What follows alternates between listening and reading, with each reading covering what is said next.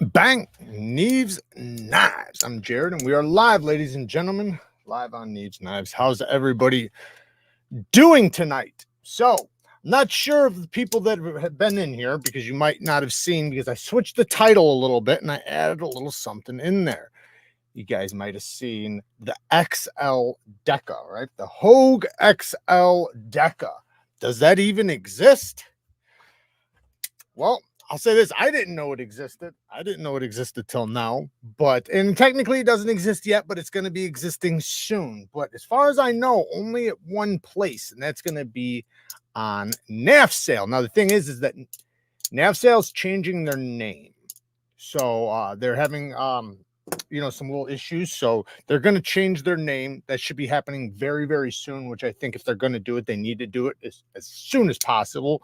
But let's check it out. So we have it actually right here. The Hogue Deka XL. So how much bigger is it? And what is bigger on it? It's not the blade, it's the handle. So these are original goat scales, and it's a larger handle with the same blade. So basically, original goat and KNAFSALE are linking together and creating this thing, and it should be out mid-December. So you can kind of see it's not a lot bigger, but here, just look at the handles. That's where you really see the difference. So you can see it's a little bit bigger.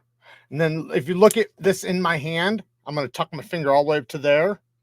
You can see I go all the way to the end. You can't even see it if I go like that. With this one, I do the same thing, tuck it all the way up. You can see there's some hanging out. So it's not a lot bigger, but you do notice it right off the bat. At least I did. I noticed it because with the original one, my hand always curls around the back right here like this. When I hold it, it kind of like rests in my palm. And with this one, it kind of hung out. So pretty cool though. Does the XL looks more slim, or is that just the camera? No, I think it's just the scale difference, because these are, I believe, G10. I'm not 100% what type of material this is, but it's got like splattered paint. It looks really cool. I would say if you're a painter, this would be like a dope ass knife to get, right? Because this is what painters look like. This is what all their clothes, everything they have looks like this. So it'd be kind of cool, to have your knife. And the thing is that almost every painter that I've ever known that had a pocket knife, that's what their knife looked like. Every one of them. Hey, all thanks, MC, for all your amazing content. Big up from Frames. Well, I'm NeevesKnives. MC is Metal Complex, but I appreciate it. Been trying to get him on the live, but I don't know. I don't know if it's going to happen or not. Hopefully it does. We do have some other knives to talk about. Now, the one that's in the thumbnail is, we'll talk about it right now. Fuck it. So I was looking on Blade HQ, and I did do a post on it. So if you guys don't know, I did a post on it. And if you guys are interested in getting this, the link to Blade HQ is down in the description. As soon as you click it, all you got to do is click new arrivals, and it'll pop right up. So we have a new Demco 8020.5, but this one's different. If you look, let's look at the specs. So obviously you can see the Ultim scales are, a little bit different, but that's not the different thing. The different thing is this: blade thickness 0.09. So that means it's 90 thousandths thick. That's nice and thin. That's very thin. That's like almost like quiet carry thin. Then look at this, a hollow grind. So we have super thin geometry with a hollow grind. I don't know what the thickness behind the edge is. I don't know if it's a deep or shallow hollow grind. I have no idea, but it says a hollow grind. Now they do have flat ground versions as well. So if you look, all the ones with the where you can see the grind are the hollows. So like this one's not a hollow, I don't think. Oh no, this one is a hollow. Maybe it's just a different finish. I thought I seen one that didn't have a hollow. Let me look. This one I thought has a hollow. Yeah. The clip point has a hollow. Which one doesn't? That one's a hollow. Maybe I'm just wrong. That one's a hollow. Which one was it? I could have swore there was one that wasn't. Anyways, I guess they all are. But very, very cool. $210. What was wasn't there one for 220? Yeah, so this one's for 220, this one's for 210. Why? Why? I wonder what the difference is. Let's look at this. 6.87, 2.75-inch blade length, 90 thousandths hollow. All right. Now let's go to the 210 one. Is it because of the blade shape? I think that's because of the no, because this has the same blade shape right here. Maybe you guys are telling me in the chat right now. I don't know. Anyways, there's a $10 difference. I don't know why. Hey, Low Country, thank you for the 2 bones. Big ups to the hardest working man in the game. You have no idea, man. I'll tell you what, man, the past 3 days, I've damn near worked around the clock. I'm not exaggerating. Like literally from the time my eyes open until they close, and at least 14 hours every day, sometimes more, but sometimes what you got to do, you know, especially around the holidays. Curtis has been a member for 18 months. Keep up the good work. Would you be interested in adding a choil to my Antic? I thought you were going to ask me something about my car insurance. A choil? No, that wouldn't be me, but I can send you somewhere if you want some help. There's a bunch of different people out there that do mods and things like that that'll take care of you. I'm not taking any right now. I'm so packed. There's no way I'd even get to it. Sorry, Jared, I mixed up. Oh, no problem, man. It's no big deal. I get that actually quite often. I'm sure he does too. Todd Karma. Oh, that's not for me. Can you thumb flick that new CGRB with the frag scales? Oh yeah, absolutely. Yeah, watch my video on it. Yeah, no, for sure you can. It has a good thumb flick. At least for me, it does. It's a big knife, so you know, expect an XL knife, but the hole is like a pear shape, so it allows you to get your finger all the way up tucked into the top, almost like if it was just round. It works well. All it takes is a little bump. All it takes is a little bump. What are we talking about? You guys are doing bumps. Does anyone know when Demko drops his 80/20s, does he announce it on Instagram, email, or something? So, you know, honestly, I think you do have to follow him on Instagram, and then he'll make posts there. One place you can is like on blade shows and things like that. It's like your best chance. But yeah, I'm sure he drops them like on his social media. Guys like him, that's usually how it happens.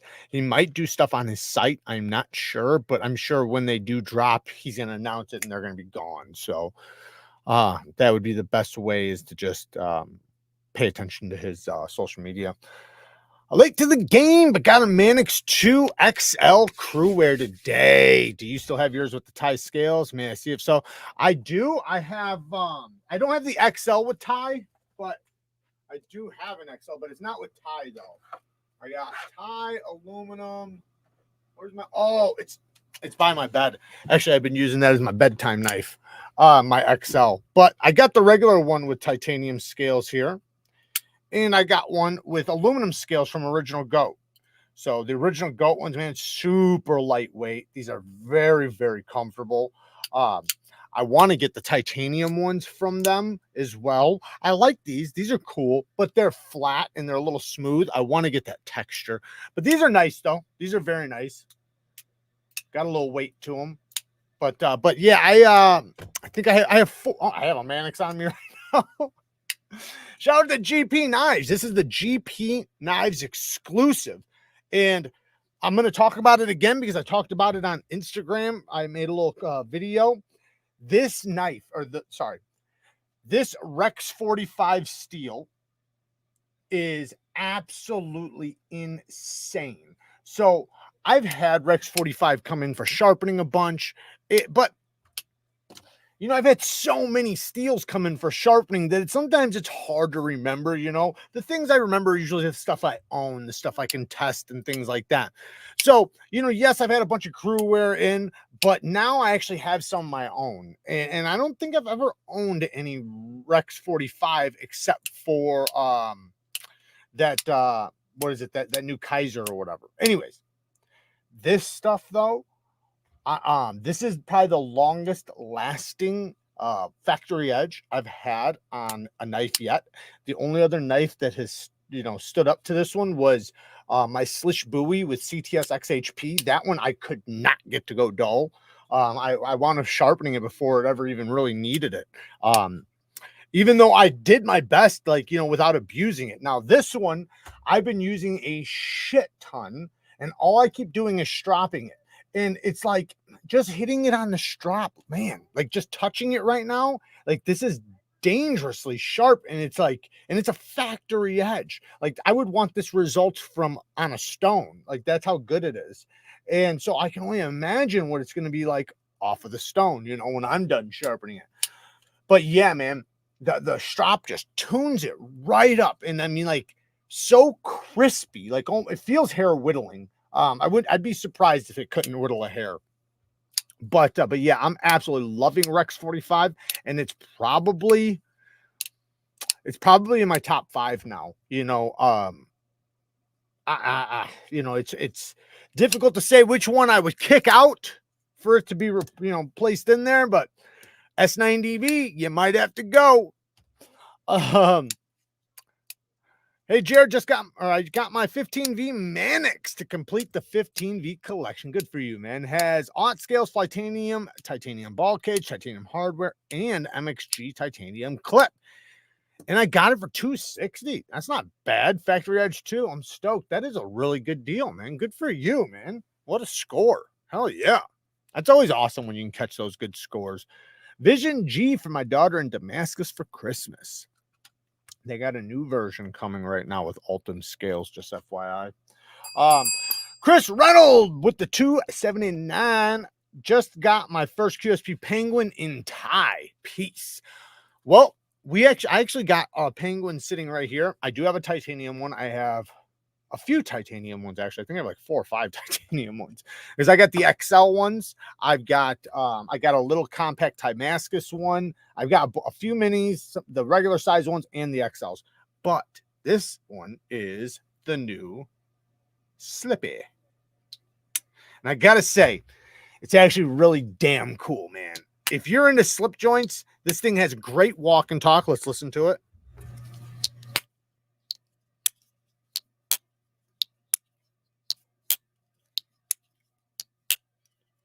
Great walk and talk. And another thing that I personally always appreciate about a slip joint, if I'm going to have a slip joint, I want the blade to pop out a lot. I really do. I like to be able to get like a good grip, you know, to where I'm getting so much grip, it's almost just the same as the handle. And it makes it to where you can just rip it, you know, and I like that. I like that secure rip. I don't like the thought of like pinching it and trying to find it and fucking using my nail. Nah, I want to just pull it. And that's what I love about this thing. The spring is nice and strong. The steel's 20 CV. Ergonomics are just phenomenal. I mean, it's a Penguin. Penguins, you know, everybody knows. The one issue I have, the biggest issue I have, no clip. I don't know why they wouldn't have put a clip on something like this. That just doesn't even make sense to me, because that, for slip joint guys, you know, I would think that, you know, that's one big complaint about from slip joint guys is not having a clip. But you'd think the Penguin should have a clip, you know. Anyways, it's just a thought. You can always take off the clip. That's the thing. Like, if you don't want a clip, take it off, right? But you can't add a clip if you want one. I've had like 20 Penguins all in denim micarta. Really? That's awesome. I've only got one denim micarta one. Had a slip joint Swiss Army knife closed on my fingers as I was a kid and hated them ever since. Yeah, I think we've all had that happen. Took me a minute to count my Penguins. I have one. That could take a long time to count. Nothing I ever hit on the strap came back like the PM2 in crew wear. Yeah, crew wear is a steel that's really good at that too. There's a bunch of steels that are really good. Now, if you're good at stropping and if you're using the right stropping compound, a good leather and all that stuff, most steels will come back pretty well. But what you don't get usually is that fucking aggressively keenness, like that stuff that's just like, it's like you touch it and you're like, it feels like it just came off the stone. You don't always get that.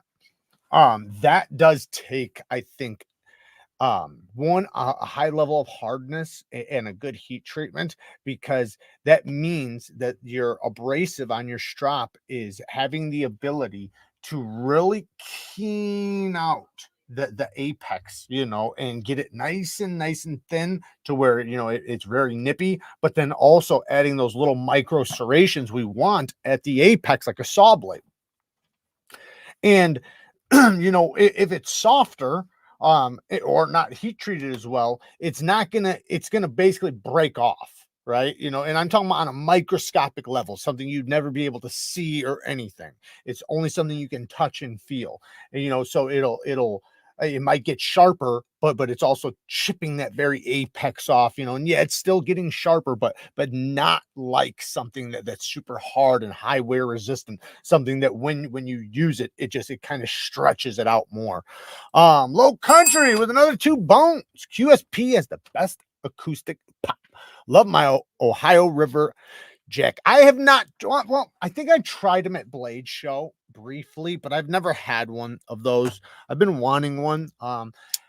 He did send me a couple knives in the beginning, but he hasn't reached out since. So maybe I said something wrong.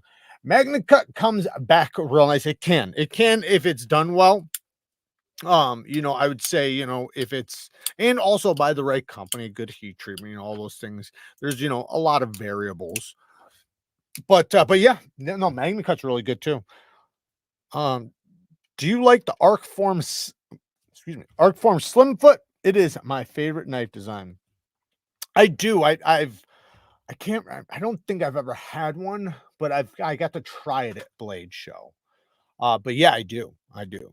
How good is CPM Rex 45 blade? That's exactly what we were talking about, is Rex 45.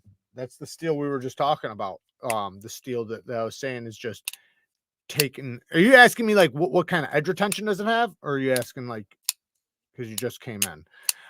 Anyways, it has incredible edge retention. The highest wear resistance steel that we have is Rex 121.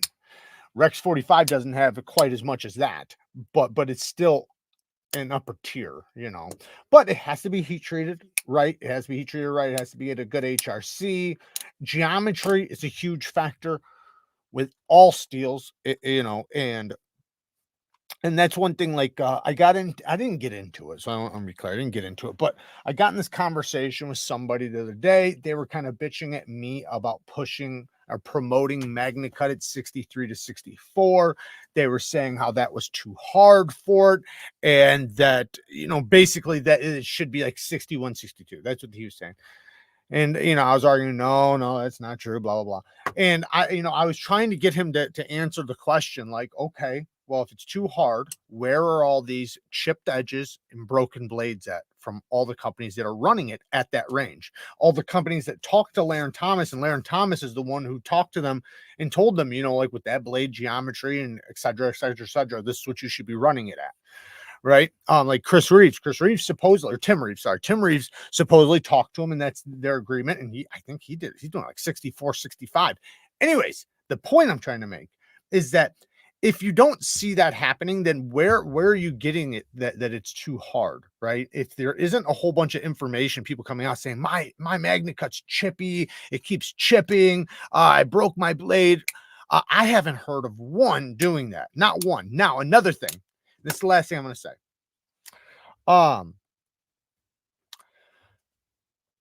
Yeah, I said that, Daniel, but he was saying that, yeah, he said that that's for chef knives.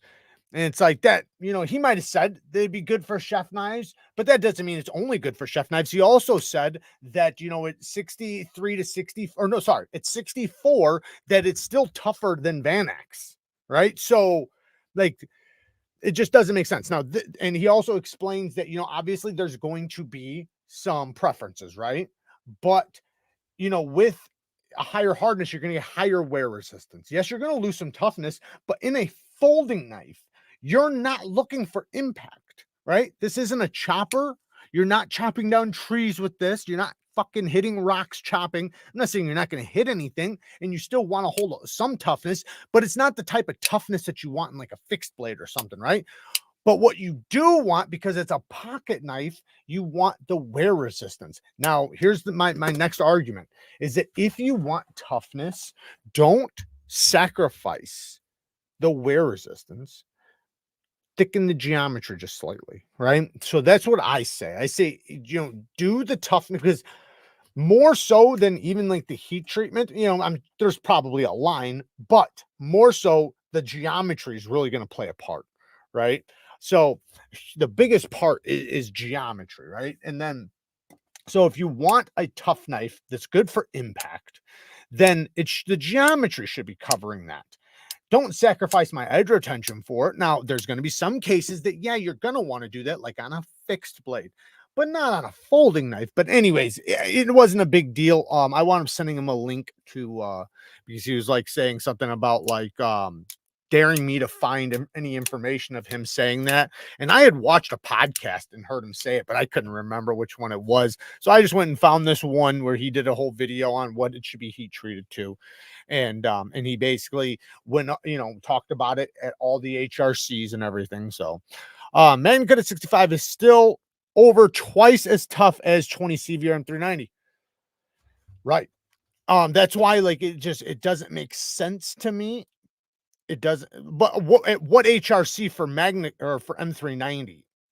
It's probably at the same HRC, because if it's twice as tough, I'm guessing that means at 20 CV at 65, it'd be twice as tough as that.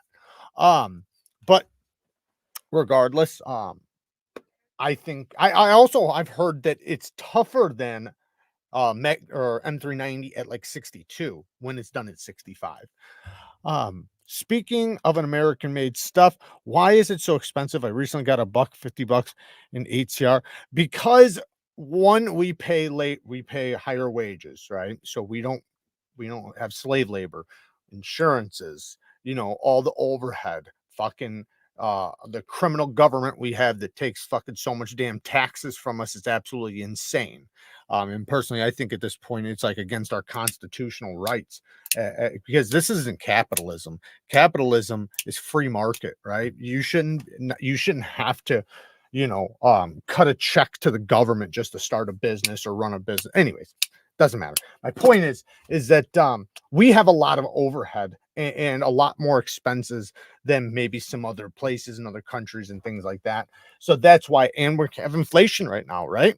You motherfuckers wanted to shut down for 2 years. Not me. I never wanted to shut down. I'm not like that. Dan Cat, he hasn't been here for a while. Been a member for 9 months though. Good evening, family. I pray everyone is well. I've been taking care of my dad in Ohio, but always thinking of everyone and peeking in. Protect family, protect your neighbors. I miss you all. Stay sharp. God bless. Jesus says, thank you, Daniel. God bless you and God bless your family. I hope all is, you know, well. I know you're there with your family, so it's probably not going as well as it could be. But what was I talking about? Yeah, if you guys didn't shut down the damn country for however long and not go back to damn work, we wouldn't have been, you know, you guys know the drill. Shit. And it was so mind-boggling to me when they were arguing that, and there were so many people saying we have to open back up. Like, we are going to have the worst inflation ever in history if we don't open back up. And then there was people literally in the government saying, no, that's not how it works. That's not going to happen. And it's like, yeah, it is. Like, it's just common fucking sense. But and here we are as if there wasn't like half the country arguing that this is what's going to happen. So anyways, hey, Dan Kid gifted 10 NeevesKnives memberships. Thank you, brother. I do appreciate it, man. That's huge. Thank you, man.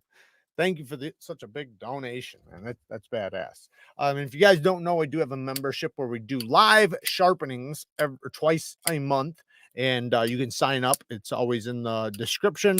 NeevesKnives membership. Chris Reynolds, with the 279, who cares? We all just open Amazon packs anyways. I break down a lot of cardboard now. I used to when I worked at the distillery, man. I was cutting up all kinds of shit constantly all day. It actually made for good tests. Like I would set up my camera and everything, or not my camera, but my phone at the time, and I would sit there and record a lot of this shit because I would sit there all day using my knife. Now, you know, I'm not working there, but I do open up a lot of Amazon packages. That's one thing. But I also, you know, I'm always having to break down recycling. I get so many packages that, like, you know, every day if I don't cut up some boxes, like it's going to be overwhelming. Like right now outside here, I have a cardboard fucking thing, like it's huge, because I'll get like big ass boxes, like just massive boxes, and I'll get like 3 of them in the same day, and it's like these are boxes that take up half this studio.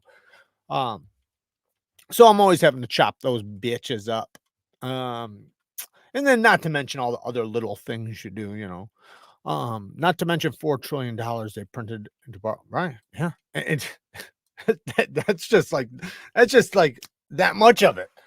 I recommend to stay away from Tucson for a little bit. My 324, my 325 have extremely weak detents. I've been kind of saying that for a little bit. You know, they to me, I don't know. I don't know what happened. I felt like something had happened though.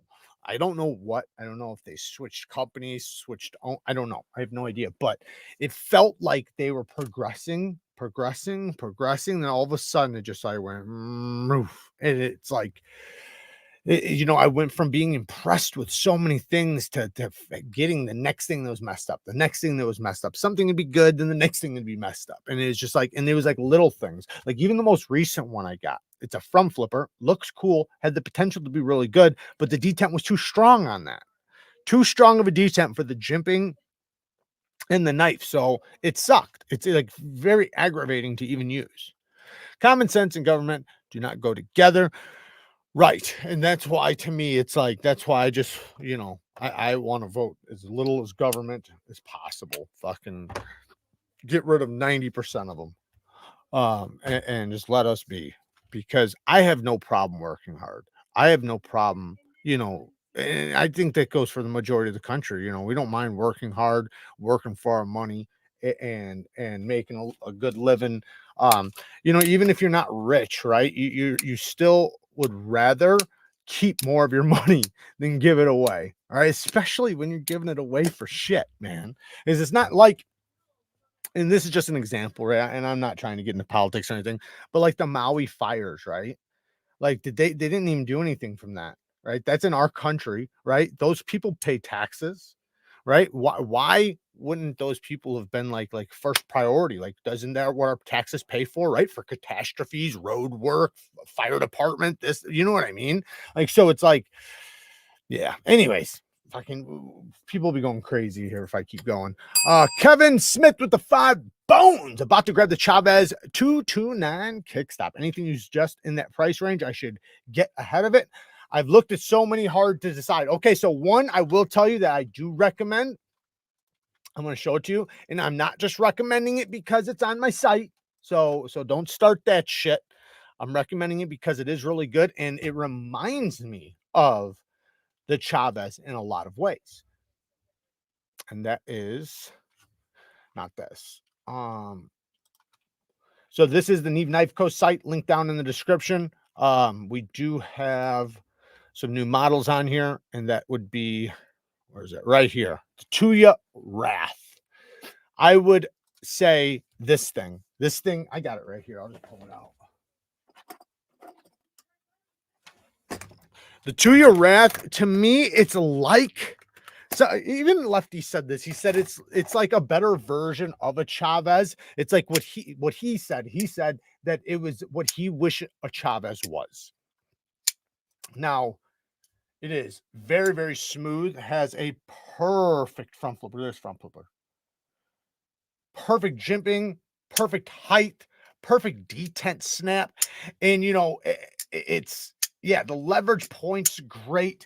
Phenomenal access to the lock bar. Beautiful sharpening tool. The plunge grind, yeah, the plunge grind's good. Nice deep hollow ground, or dual grind, I should say. Not too thick of a blade stock, nice and thin. Thumb stud actions on point. And then we have this beautiful milling pattern and a Damascus pivot collar. So pretty badass. This one is definitely one that I would lean towards if I was you, especially if you like the Chavez look. You know, this is definitely in the hand. It's going to be more ergonomic. So the Chavez is great, but it is bulky. It is blocky. The one thing I don't like about the Ergos is it's sharp back here. And you're going to notice pretty quickly, like it's sharp back there. So this is just rounded, you know, so it's just like, it's so comfortable in the hand. The Chavez is great though. I love the Chavez. And if that's what your heart's set on, get it, man. It's a great knife. Let me scroll down. Neeves, keep doing what you're doing. We like to hear you talk about the love of our country. I absolutely do. I absolutely do. And I think most of us do. I think anybody who thought otherwise a year or two ago, I think a lot of people have changed their tune to a lot of things. Which it's always good when people can humble themselves and be like, you know, I was wrong about this, or, you know, wrong about whatever, or, you know, I should have known, or I should have, you know, whatever the fuck you got to say to yourself, because it's so difficult to do that. Most people are so stubborn and thick-headed that they'll never admit their faults or their wrongs, especially when it comes to things like that. They will try to avoid it and try to come up with every little thing you could throw in there, you know, to deflect. Jared, do you know of anyone besides Titanium that sells Spyderco and Dura scales? I bought 2 of them in K390 for my brother and dad for Christmas. Go on Etsy. Try Etsy.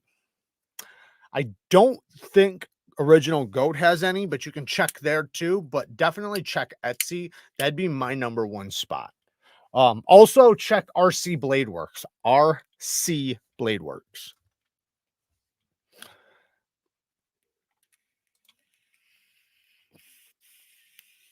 The kickstop does kick ass. I agree. I love it. I like front flippers though. So you don't like front flippers. So of course you're going to say that. But if you like front flippers, then the Chavez is dope, you know, or if you don't like front flippers, I should say.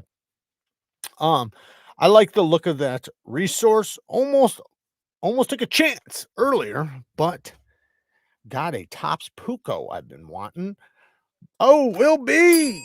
Been a member for 19 months. Can you believe that we've had a membership for that damn long?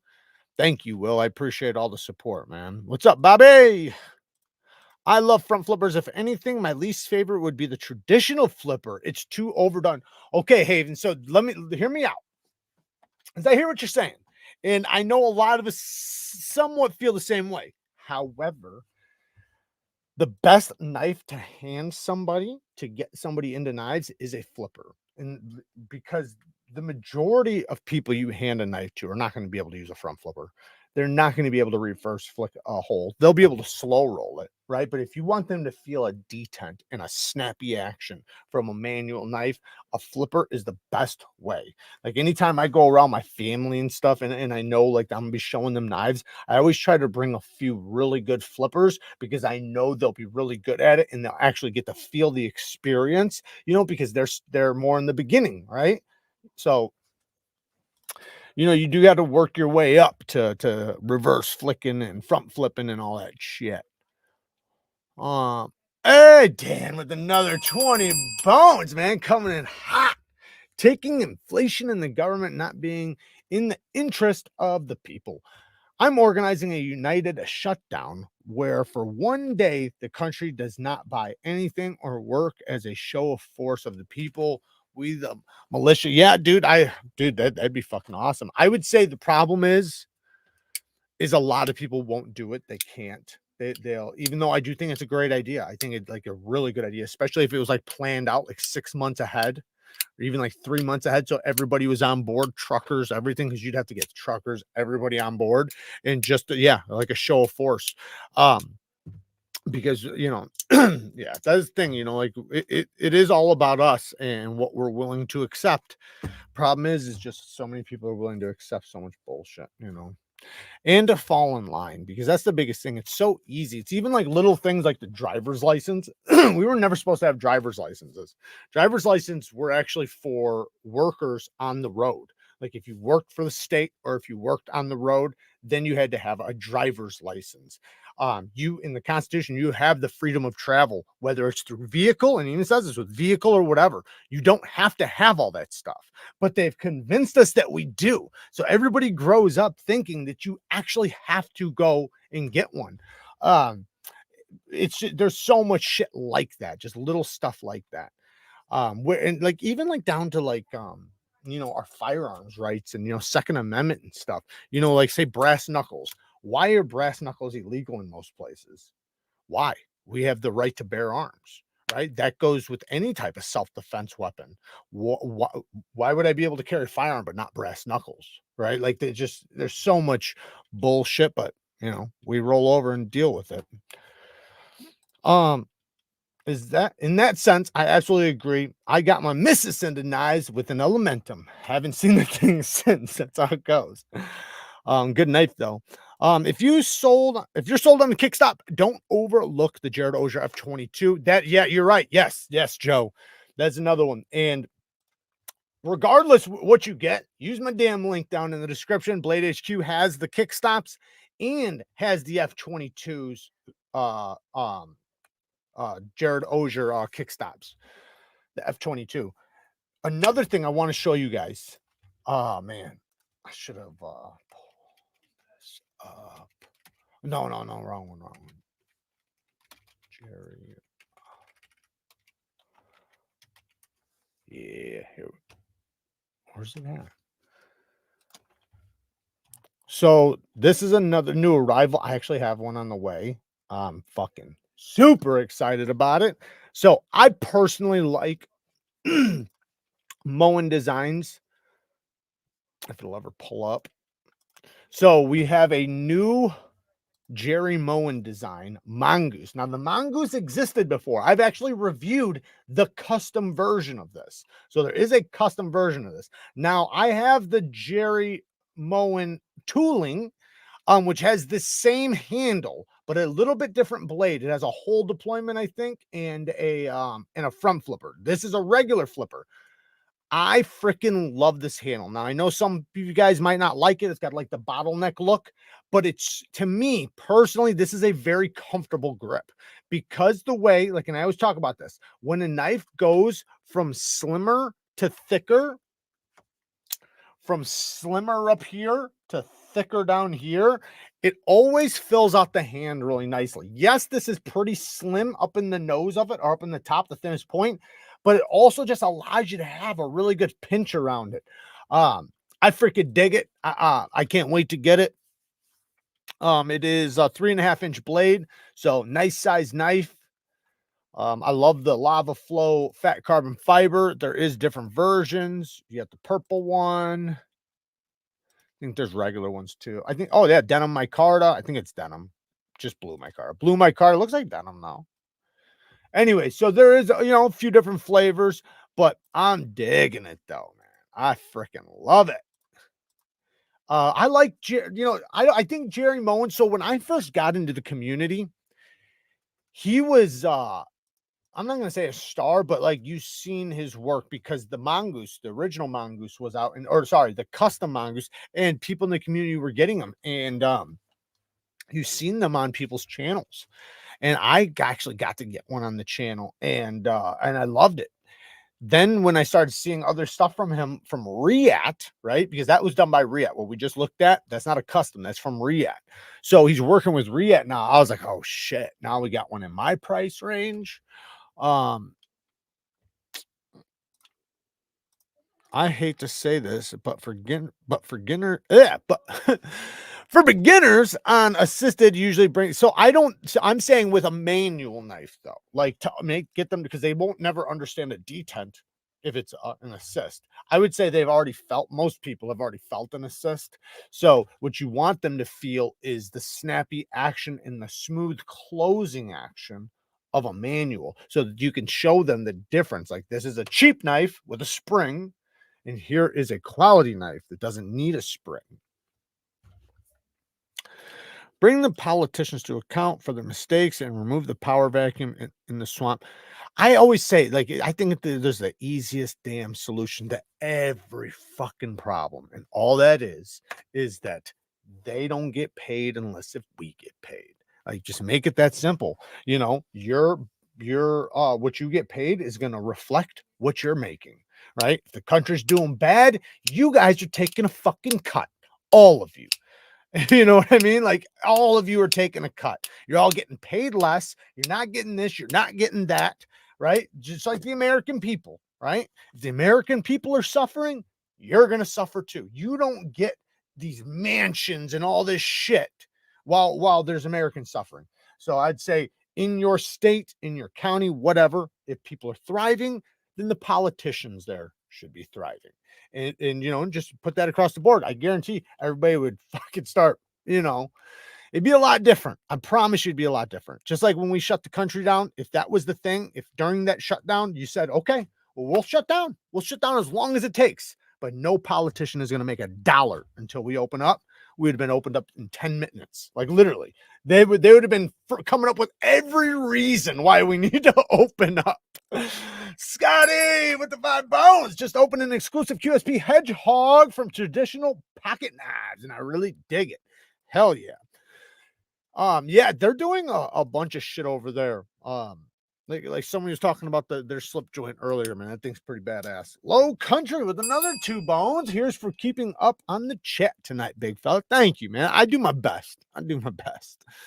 30-second reload sure did slow down on mowing down the population. Yeah.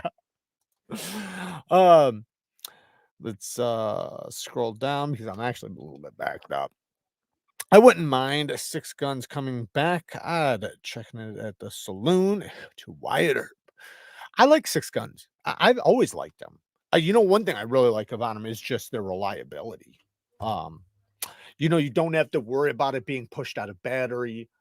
You know, you guys already know, there's so many benefits to it. Now, there's also some downfalls.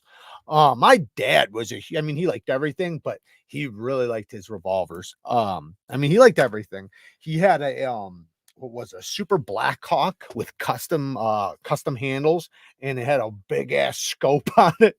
It was a hunting gun. It was a 454, I believe. Thing was a cannon. Kyle, or maybe it was a 44. Maybe it was a 44 long. I can't remember. I think it was a 454 though.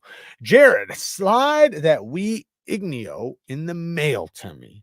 You like that wee Igneo? Oh man, I don't got it in here. I'd bust it out right now and tease you with it.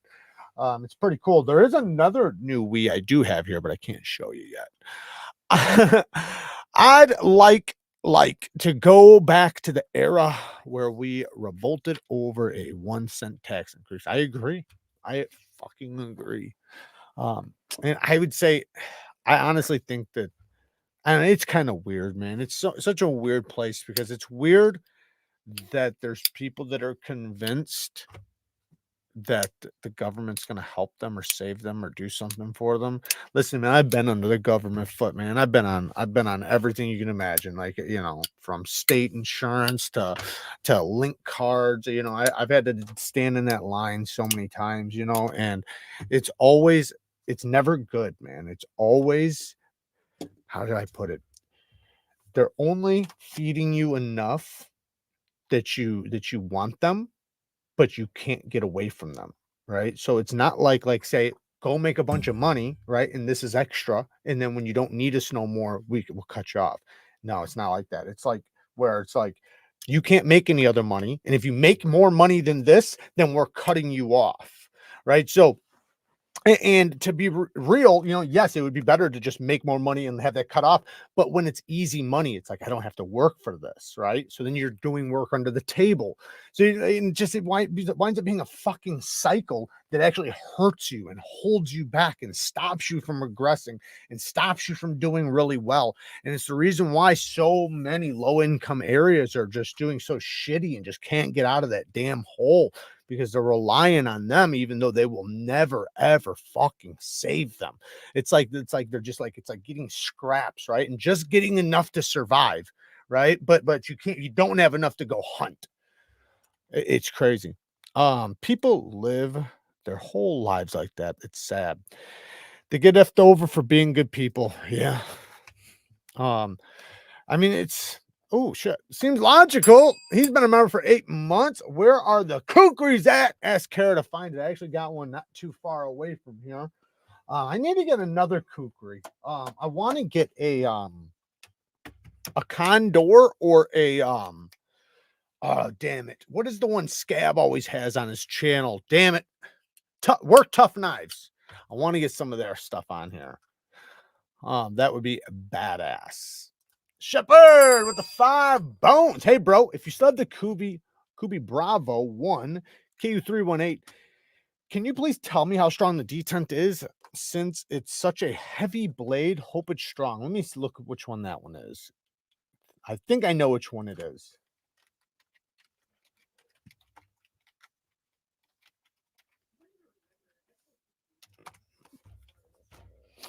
Oh, the Williamson. Let me pull it up so everybody can see it. Yeah, it had a strong detent. It had a solid detent. The thing is, though, is that because it has a reverse flick to it, you don't want it super strong, but I would say it's at that strength where the flipper works great, but you can still reverse flick it. So yes, it does have a solid, at least mine does. Mine has a solid detent. Really good action. We Knife Co. Esprit. Thoughts? The Esprit's great. That's a I can't think of his name now. Ray Laconico design. And yeah, it's a beautiful knife, man. It's really ergonomic. It's a very simple design, which is what Ray Laconico does, which makes it what it is. You know, you can reverse grip it, you can cut backwards, you can cut forwards nice and comfortably. It's got that versatile blade shape that's going to work for everything. Good action. Yeah, no, it's a super solid piece. I think either one, you love that simpleness and that's what appeals to you, or two, it's too simple for you. So you want to, go a little more extravagant. I personally love it. If people aren't figuring it out by now, then they should just go live with Joe and let him babysit your kids too. Yeah, man. I've to be honest, I've never and listen, man, I didn't know. I'll just be honest, man. I didn't know anything about politics my whole life. I couldn't have even told you the difference between sides until a few years ago. Like not even a little bit. I didn't know anything because I always looked at it as like it didn't matter, and I've always looked at it also as like I'm just gonna do me, so I don't give a shit what they're doing. I'm just gonna do what I have to do, and I've always been like that. Even like when I've been, because obviously like when I was on like little government assistance bullshit, I was scheming this system more than anything. I'm a fucking a young man that can bust his ass and work hard, and I did.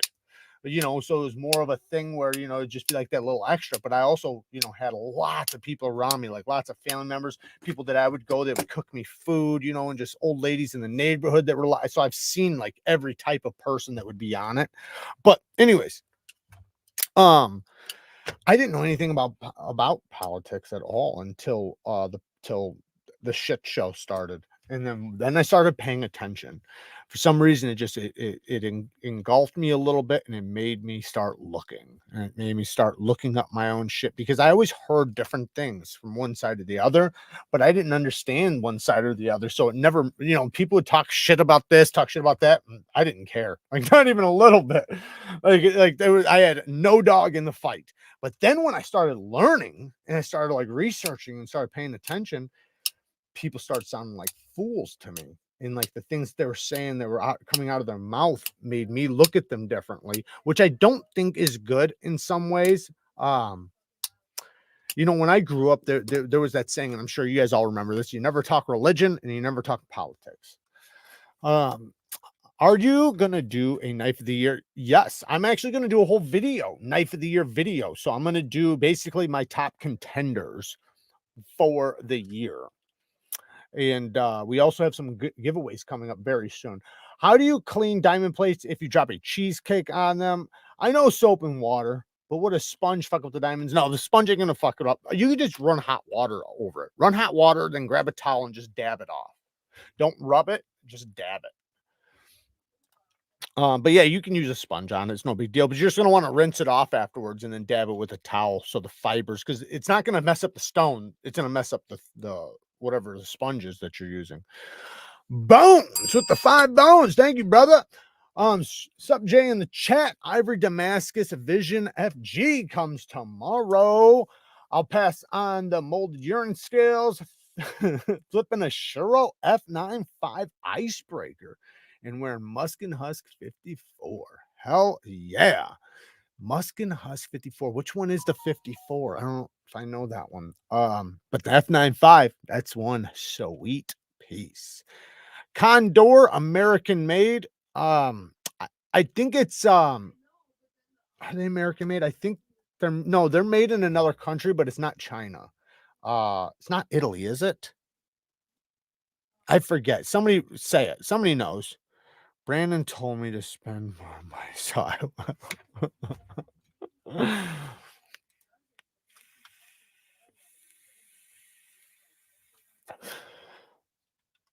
doesn't politics mean people's parasites in Latin? Probably. Probably. That would make sense. It definitely makes sense. You are not done knowing. Mocking your 10-year self in 10 years, your present self. Yeah. Oh shit, did we jump that far? Zachariah, been a member for 19 months. Hello, everyone. Hope you are doing well, Jared. Thank you. I hope you're doing well as well. There we go. The Baccarat. Oh, it's that one. Oh yeah, so that's a good one. Man, I like the ombre. Well, I guess it wouldn't be ombre leather. That version though, I love that one, man. That's probably my favorite one right now. I also like that polo black from them, but it's different than the real polo black. Just it seems like everything from Musk and Hustle, wherever the hell the name is, they seem like they're all different because than what they're aspiring to be, because the concentration is so much thicker. Yeah, El Salvador. That's where they're from. Condor is from El Salvador. Thank you. Yeah, I couldn't remember, but I knew it was something, something like that. I knew it wasn't China or America. Speaking about the NeevesKnives shop, we also do have the launch 18, and I think we have 2 versions of that left, and the launch 16, which is, to be honest, the one I recommend the most. It is such a banger. Really, all these new Kershaws are really good. But let's pull this up really quick. It only takes 2 seconds. But this Tonto, man, to me, I freaking dig it. And I know not everybody's into Tontos, but this is a very useful Tonto. And if you're going to try a Tonto, this is the kind of Tonto personally I think people should try, because it has that acute secondary tip. You can also use the primary tip, because if you notice, it drops down right here. Then the ergonomics. This is a very tactical-ish knife and super solid aluminum scales. It's got that texturing around the handle to make it a little more grippy. It's only 2 left, but $150. USA made, and it's got M4 steel at 63 HRC. Fuck yeah. Like, this is a really good knife. Yeah, super solid. Black Cerakote coating on the blade. 8.4 inches overall length. Such a badass knife, man. But those are linked down in the description under NeevesKniveCo if you guys do want to get them. There's only, like I said, a couple left on the site. We're trying to get more stuff right now, so hopefully very soon. Oh yeah, I gotta talk about this. TKELL. So TKELL knives, you guys know we were planning on the FLN, the NeevesKnives TKELL FLN being done on the 15th. It's going to be 2 weeks out, so we're still doing pretty good considering, how fast everything was happening. All the knives are done. The sheaths, there was a little hiccup in the sheaths with the machine that was making them, which backed this up a little bit. So we're just waiting on the sheaths, which are being made right now, but it's probably going to be like 2 weeks max, and everything will be done. So if you want to get in on the FLN, the link to TKELL is down in the description. Just hit the TKELL link and you will see the FLN down there. You can order it right now, 100% USA made. It's mine and Tim from TKELL's design. His handle, my blade, complete collaboration. And it's my first knife design ever to hit the market. So I'm really excited about it. It is a self-defense knife and it was built for a purpose. But I did think about it very long and hard of what I would want in a self-defense knife. And, you know, I thought of a few situations I've been in and what would have worked really well. And that I think is a great example of what would work well for most people, even people that are older, elderly, slow, whatever, right? So, but a couple more weeks and they should be all finished up. I'm really excited. How many is dropping? Well, 1,000, but 800, because 200 of them are going to be passed around and gone to blade shows and things like that. So 800 for the most part. All of them are eventually going to be sold, all 1,000, but you know, they're going to be going other places. Wish they could make the non-serrated launch 16 in black.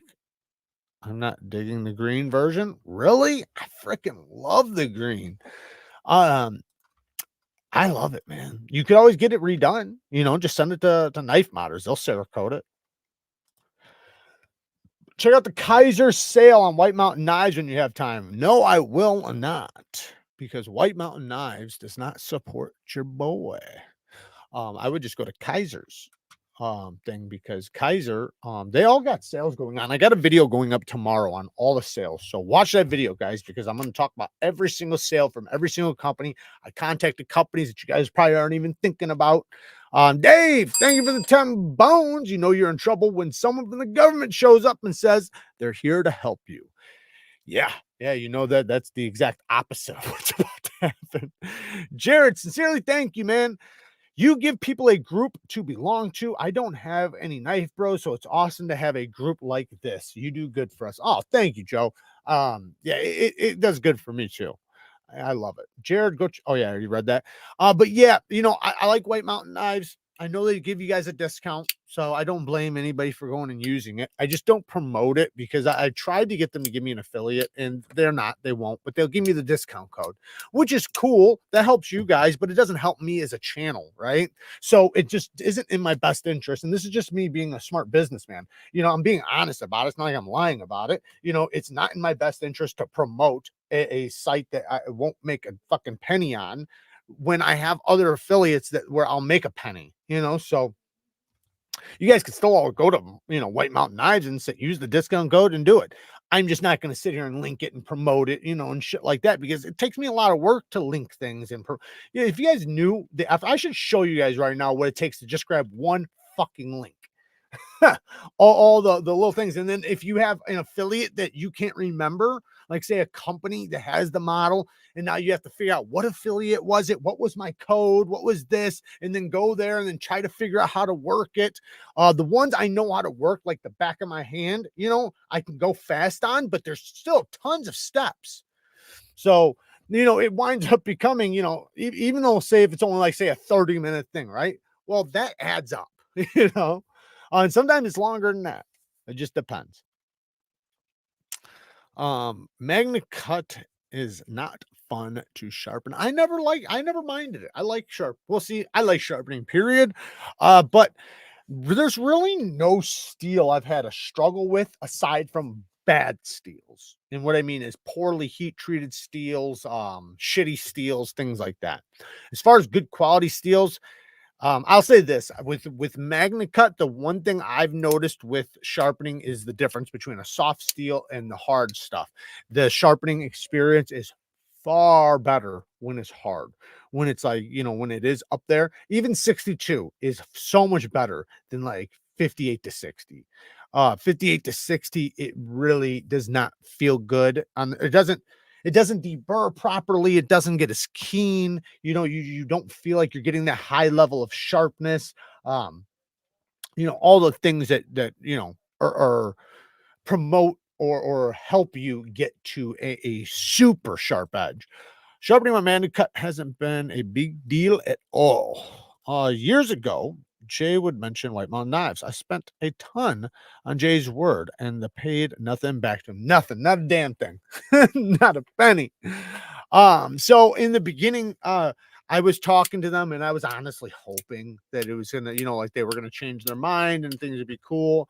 But over time, it was just like, you know, even after the channel grew and everything, they still didn't want to do it. Now I understand they're already doing a 10% discount, so it's difficult for them to now also give an affiliate link because that's a bit another loss for them. So I get why they might not want to. But you know, other companies do. So and you know, it's is what it is. So, you know, I'm obviously gonna talk about them, you know, because they support the channel. Low Country Hillbilly with another 2 bones. We're all sick with knife bro syndrome here. Love it. I need advice on places to hide it. What? It came way earlier than expected, Joshua. What are we talking about? Big difference with using diamond versus traditional stones as well. Excuse me, as well with any high HRC super steel. Big difference with use. Yeah, it's definitely if you're using, if you're sharpening any high wear resistance steel, use diamonds because your experience. I remember before I knew this shit, because I, you know, obviously, you know, we all start somewhere. I had a Lansky system with the aluminum oxide stones, and I was trying to sharpen. I think it was 20 CV or something like that. And I'm talking about like fucking hours in, still working hard. And I you know, I start like feeling like, is this thing even working? But I should have been using diamonds. But then I realized, you know, like the whole thing was like the size of the stone, you know, how big the abrasive is, how much abrasive it is, how abrasive is it, all those things take account. So if you're using a little 1/2 inch stone that's only 4 inches, of course it's going to take you a long time. Then if you make it aluminum oxide, it's going to take you even longer. So it's like the best thing I could have done, which once I did, I did really well. Once I got the coarse diamond plate and the medium grit diamond plate for the Lansky, it was a different story. Super Steel Steve's in the house. My magnet cut is insanely easy to sharpen at 64 HRC.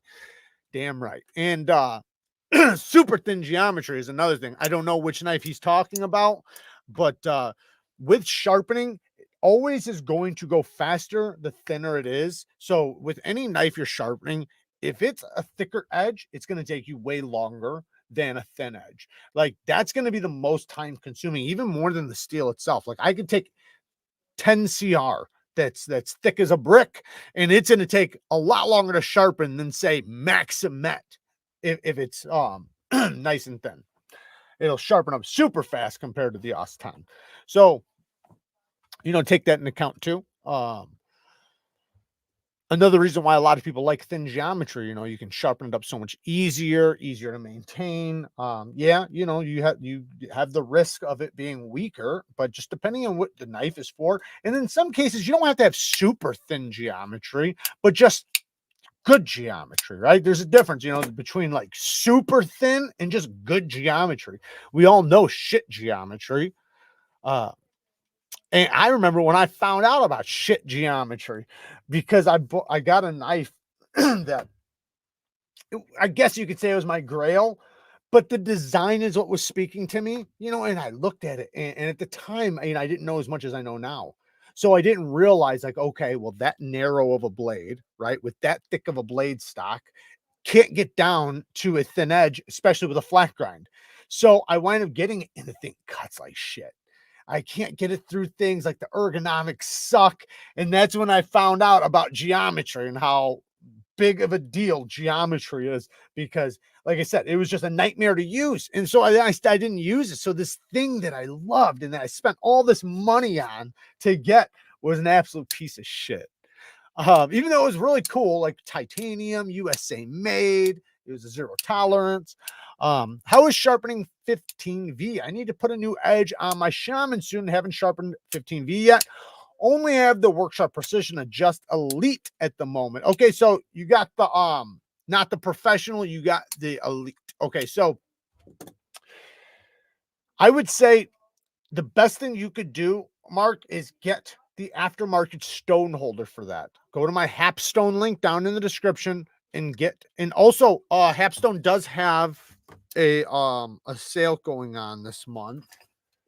It'll be in tomorrow's video. I don't know if I have it written down, but it'll be in tomorrow's video. So check that out because you can use the discount code. Maybe I'm not sure if on this product, but probably. But you can get the stone holder attachment, and then you can get a nice big diamond stone so that it'll sharpen up faster. But yeah, 15V sharpens up great, but it is a high wear resistant steel. So, if you're sharpening a shaman, which is going to be a little bit thicker geometry, it's going to take you some time on a little 1/2-inch stone that's 4 inches. It will take you some time. So, plan for for it to take a little while. But if you do get the other stones, it'll go way fast, like twice as fast. Okay, it's 10% to the consumer or 10% to the affiliate. I mean, props for being honest. It's why I'll always be a fan. Yeah, that's basically what it is. Yeah. But in many cases, it's only 5%. So it's between 5 and 10 usually. That's usually the way it goes. And usually the way it goes is if the company deals knives, so they have many knives, right? So like they have different companies, they're usually lower. The companies that are the own company, they're usually higher. And the reason why is because they only have their knives. Another reason why it's higher is because they're cutting out the dealer by directly dealing with me. So they're actually saving money. They actually save a lot of money because instead of going to GP, Blade HQ, White Mountain Knives, whatever, right, and giving them their huge percentage, they cut them out, go directly to me, and then I make like 10%. Kobe with the 10 bones. Are you going to review the Indiana Knives original design? I don't know if I will. Model EDZ.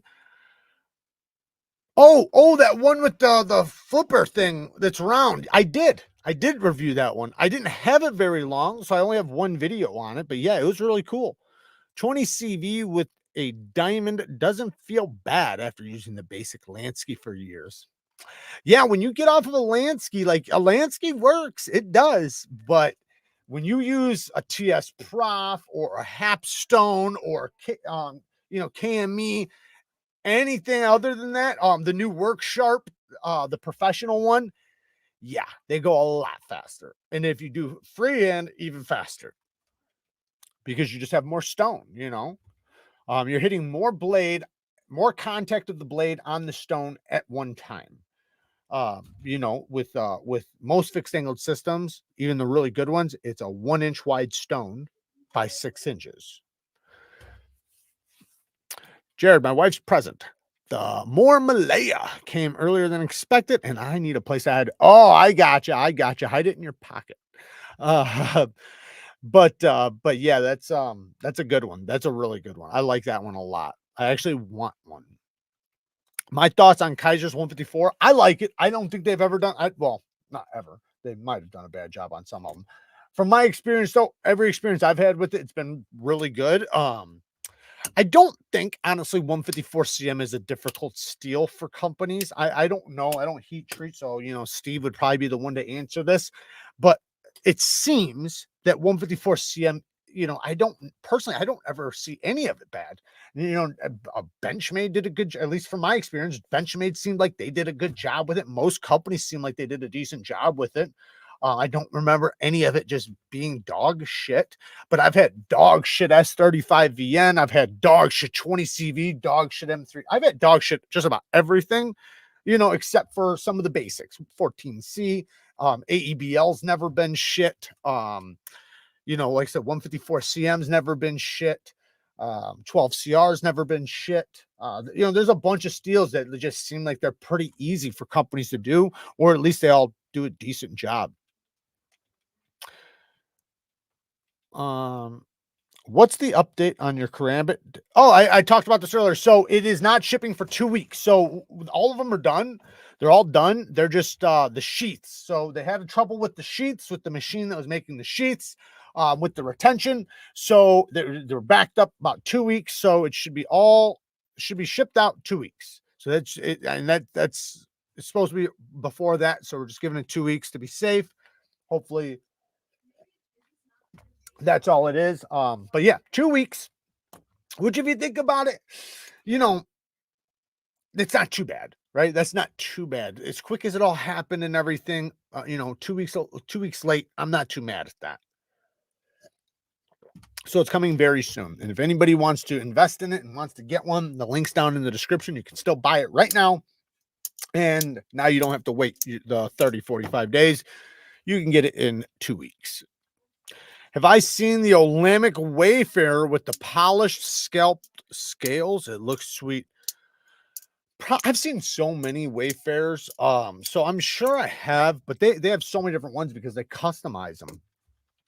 So it's kind of like their whippersnapper. They have tons of different versions of that. Admit it, Jared. You want that 5 CR15 MOB, baby. Taking 3 hours to sharpen. I blame you, Jared. Do you though? Love my Rex 45 Manic Stormtrooper. Me too. That's actually what I'm carrying today. I was talking about it earlier. I am fucking loving Rex 45. You know, and I was talking about it earlier. I've had Rex 45. Not owned though. I've had it for sharpening and things like that. Like a ton of them have came in for sharpening, and I've always loved the way they've taken an edge and sharpened, but I never got to really use the shit out of one. And now I have. And yeah, they did such a good job on this steel. Like I can already tell because I haven't even sharpened it yet. And for a factory edge to not only last this long, but here's the big thing, not only to last this long, but to stay this crispy. Like, I mean, it is like literally just touching it. My skin peels off my finger. Like, I mean, it is so unbelievably sharp and has so much bite. And every time, like it never even wore off, but I'll just hit it 2 or 3 times on the strop, and it's just like it's like hair whittling sharp again. And that's been like, I don't know, 5 or 6 times I've done it, maybe even more, because you know I've been using it a lot. I've had tons of boxes coming in, so I've had to break down a bunch of recycling. You know, I've just been using the hell out of it, and then for all kinds of other stuff too. But once I hit it on that strop, man, it's like it's just back to so crispy. And not many edges last this long factory. Like most factory edges, I don't even consider it. Like if it goes dull in 20 feet, like I don't even consider, it doesn't matter to me. Like it's like, okay, it's a factory edge. Who gives a fuck, right? I don't blame it on the knife. I don't blame it on the heat treat. I don't blame it on anything. I just say it just needs to be sharpened. Once I sharpen it, once I put my edge on, it'll be good. But when you can get a factory edge that just stays going for a fucking forever, that's a beautiful thing, man. That gives you a good indicator that when you do sharpen it, when it's your time to sharpen it, it's going to be a good time. Kind of like my CTS XHP from Spyderco. That stuff was the steel, the only steel other than this one that has been like that for me, where I just could not get it to I couldn't burn up its factory edge, you know, aside from like drawing it on a rock or you know trying to cut concrete or something, right? Just using it as a knife. I used it for weeks and weeks and weeks. I was even chopping trees with it and shit. I was trying to do everything to get it to go dull because I wanted to sharpen it, but the factory edge was so good. I just didn't want to, like, you know, to sharpen it for nothing. Eventually I did. Eventually I literally sharpened it and it didn't even need a new edge. It's just the thing was, you know, going so long and I was wanting to sharpen it because it's like when it goes that long and it does that well, you know, and you can feel how sharp just the factory edge was, it makes you want to sharpen it. It makes you want to see like what type of edge is it going to be when I do it on stones, because these are done on belts. American Blade Works edge is lasting forever and Magna Cut done right. Yeah, I have one of his knives in Magna Cut. One other one in S35. Bought the new CGRB knife and the mini pyrite shiv fiv shack sack bill. Forgot the name, Peabody. What the fuck? I need my Spy 27 sharpened. I can't get it right on the 600 stone. Well, check out contact Lacey. That's where I've been sending people. There's a few people in the chat right now that they might have their books open. I don't know if Kyle does or not. You can talk to Kyle. He might have his books open. He might be able to help you. Great knives. I'm surprised the Rec PM2 sold out before these. I think they still got some. Yeah, there is still, you're talking about these? Yeah, there is still some of these available right now that you can get. on GP Knives, link down in the description, one of my affiliates. And yeah, I highly recommend it. I personally like the lightweight scales. However, Original Goat has their own lightweight scales in aluminum that's obviously better, right? Than FRN, and it's pretty much the same weight. Like they're barely different. Because these are heavily milled out, I believe. Maybe they're not. Are they? I can't tell. Oh yeah, they're heavily milled out. So you know this whole thing is shallow on the inside, but you know thick enough to where it's rock solid. Anyways, they are making, or I sent them one of these, and they are getting all the shit ready for scales for the lightweight. So anybody who has the lightweight, as long as it has the hardware, you're going to be able, because these ones have hardware, by the way. So anyone who has these with the hardware can get new scales once they're done. I had a polished edge put on my Kunwu Pulsar and made it a lightsaber. The Pulsar had Vanax steel, right? I think it had Vanax. How hard is the Rex 45 to sharpen? I liked sharpening it. I haven't sharpened this one yet, but you know, it's a high wear resistant steel. So, you know, use diamonds, plan on it, you know, depending on the thickness of the edge. You know, if it's a Spyderco, they're usually 20 thousandths behind the edge, just on average, right? You know, give or take. So if you are gonna go down to a low angle, like with me on this, I would go between 15 and 17 degrees. I normally go with 15 degrees per side on my Spydercos, sometimes 17. So I normally never go above 17 with my Spydercos. And the reason why is because it already has the geometry to be stable at the edge. I don't need a super high angle edge on this because it's got the thick, you know, it's not that the edge is thick, it's at that perfect thickness where it's going to be stable. It's not going to be too thin even at a low angle. Even with a, like this one has a 15-degree edge on it. You can see the bevel's pretty big on it too. Nice toothy edge. But it's nice and stable now. But anyways, what I was trying to say though is that depending on what angle you put on it will depend on how long it's going to take. Obviously, if you go 15 degrees, it's going to take you quite a bit longer than if you go 17 degrees. Now the thing is though, is that some of them, a lot of times the Spydercos come 15. This one came, it looks like more like 17, 18 degrees is what it looks like. It's hard to tell, but a lot of them come like 15 degrees per side. So I don't know. Is there a steel or geometry thickness to avoid when cutting hard to reach zip ties? Feels like edge gonna roll sometimes. Yeah, you're gonna, what I would say with something like that, like if it's thick zip ties, what I would recommend is something that's 20 thousandths behind the edge with a low angle edge, because then it's going to be super keen, but it's going to be stable. Kind of like I was saying with the Spyderco, right? Even 17 degrees, but 20 thousandths behind the edge, it's going to have enough stability to really push into something, but you're going to have a low angle, so it's going to bite in really well, because the low angle edge is going to make sure that the teeth really bite into it. You know, if it's too thin, yeah, you have the potential of it being a little bit more fragile, and yeah, it'll go right. It'll zip through 20 or 30 of them. But if you're going to do a whole bunch, you know, you might start rolling your edge after a while, you know, and also it depends on what they're on. You know, if they're on wood, I wouldn't be so worried about it. But if in many cases, you know, they're on something like metal, you know, so if it's like that, then you want to be a lot more careful. Will the OG Manix FRN replacement scales fit the versions with rivets? I would imagine. I think they're the same. The only difference is just the hardware. So I would imagine. You know, Justin from OCD for EDC has a video on that, of him swapping scales with that one and drilling them out and everything. Rex 45 is tough enough to handle 15 perfectly. Check out my cut test data on Golden Spidey Rex 45. It's honestly incredible steel. Hell yeah. Definitely go and check that out. And she was the one I was talking about just a few minutes ago. Does anyone know someone who makes my Carta scales for the Manix too? Check out RC Blade Works, maybe Flytanium, I'm not sure. And then what is it? Rips Garage. That's another one to check out. That's what I would go to. The knives overall had bad QC. It was off center and the backspace. What knife are you talking about?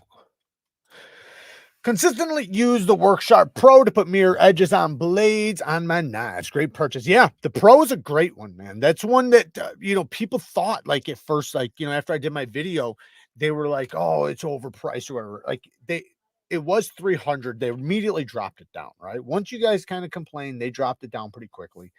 So it went down to 250. Now at 250, that's a great price for that system because it comes with everything. It comes with the digital angle finder. It comes with 2 different clamps, I believe. It has the whole system, obviously. And then on top of that, now HAPSTONE makes it to where you can use any stone you want if you get their stone holder. And I got one and it works great. Now I can use Tomas, I can use Venice, whatever I want. So it's a damn good system, and it's such an easy system to use. Some systems, like they might be better, but they are a little bit more frustrating and finicky to use. That Worksharp, man, it's so easy to use. I have a Microtech Ultra Tech double edge and magnet cut that is super dull out of the box. Yeah, I know why. Do you have any recommendations on what I should use for sharpening and what angle to use? Thanks. So, Randy, the problem is that with those, they're not made to cut. So double edge, especially, double edge daggers, in many cases, especially like the Microtech ones, are not made for cutting. They're made for poking. So the geometry, remember the thickest part of the blade. I don't have a dagger right here. This is close enough. So the daggers, the one you're talking about, the thickest part is the middle, right? So not on this one, but if it was the Microtech, the thickest part is the middle. So it only has this far, just this little tiny bit to drop down to the edge. So that makes it poor geometry. Now, the next thing is that if they sharpen that at a proper edge angle, the bevel would look too big for the knife. So in order for it to not look retarded, they do a high angle edge. So your knife is probably sharpened at 25, 30, probably 30 degrees per side. So how do you fix it? You lower the edge angle. Now, the problem is if you go too low, it's going to look bad because it's not going to look normal because the blade is not big, right? It's a narrow blade. You don't have, there's not much blade there. So if your bevel's big on both sides, it's going to look abnormal.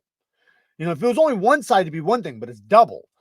So I would say go 20 degrees per side. I personally would go 20, maybe even 22 degrees per side and see how that does. So 22, see how it does. It'll definitely get a lot sharper. So don't worry about that. It will get a lot sharper. 20 degrees will be definitely a lot sharper than that. But that's what I would do. It'll cut better. It'll be a lot sharper, and the tip won't be fragile, because that's another thing. When you marry 2 low angle edges at the tip, if they're very low, that tip will chip easily, especially on certain steels, certain geometries, and those are made for poking. So they're precision. So considering their precision, they're not going to be a tough tip. So, especially at a low angle. If it's a high angle, it'll be a tough tip because they're thick. If a Lamic whippersnapper costs around $645 for a bare bones version, I've seen them sit for $300 and not sell. It depends, because the thing is that a lot of people know that they're usually easy to get as far as if you want a brand new one. So in many cases, people aren't going to buy a secondary one when they can just shell out the money and get a brand new one and get the one they want, the color they want, the style they want, or whatever. But for the most part, most of the old Lamics I've seen, especially if they're $300-400, they usually sell pretty quick. I've sold a few on the channel, and they've always sold pretty quick. What's up, Neeves? Hope all is well. Have I missed anything important? I can't go back and watch vid later. Not a lot. We talked about the new DEVCON 8020.5 with a 90,000 stick blade stock and a hollow grind. That looks awesome. Link down in the description of Blade HQ. Just go to the new arrivals. We talked about the FLN, the NeevesKnives and TKELL FLN. We talked about the new Deka XL that's going to be a KNAFSALE exclusive. It's just got a bigger handle from Original Goat. They're doing the handle, you know, and yeah, it's not that much bigger. It's like a ½ inch bigger, maybe 3/4 of an inch. But yeah, we've just been shooting the shit. Jared, did you see the Veneve Pegasus Diamond Stone? They're 8 by 1.2. For the KO3, 2 extra inches of travel. Works great on larger knives. No, I did not see that, but I do got some new parts from TS Prof. They do have a sale coming up. I'll be talking about it tomorrow. Any ideas on tightening the pivot on a Benchmade Claymore? Free spinning fucker is frustrating. Yes, this is what you do. So open it up. Open it up. Take your thumb. Put pressure, a lot of pressure. And take your bit over here and crank it. And what'll happen is you pushing it will clamp the pivot in place. That's how you do it. Simple as that. You can take them apart, you can open them or take them out and in that way. I've never had one fail that way.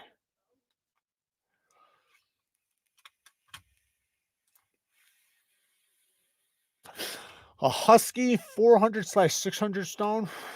What is the Husky? What did they source from Italy? I'm pretty sure all the parts from Olamic are sourced and are finished and put everything together in house and do all the. So yeah, what happens is the parts are made in Italy. Supposedly, like the handles, all the machining is all cut out in Italy.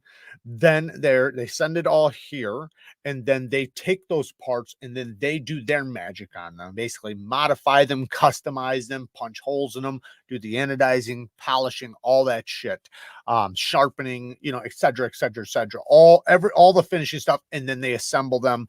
So that's why 51% is done here, you know, and 49% is done there. So it's still kind of it's American made, but the parts are manufactured in Italy. That's the way they keep the price down probably a little bit. I don't know if that's true or not. But yeah, they do a good job though. And you know, they got a good warranty. They stand by their warranty. They're really good with that. And, you know, considering they work and do everything, you know, if you have a problem, they'll be able to fix it pretty quick. I don't know if they grind them or not. That's the one thing I don't know. I've heard both. I've heard that Italy grinds them, and then I've heard that no, they grind them. They just get the blanks and then they grind them. I don't know which true. Try that, Jared. Well, I laid it on a mat and applied pressure in that way. Still didn't work. Is it stripped out? Is that the problem? Or is it just a spinning pivot? The next thing I would say is you got to heat it up. If that doesn't work, which I've never seen that not work.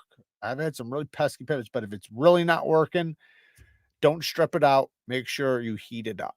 Use a heat gun. You can use a wood burner. There's a lot of things you can use. Just heat that pivot up, melt the shit on the inside of it, and it'll come out. Just open a QSP Swordfish. Only QSP I've owned so far.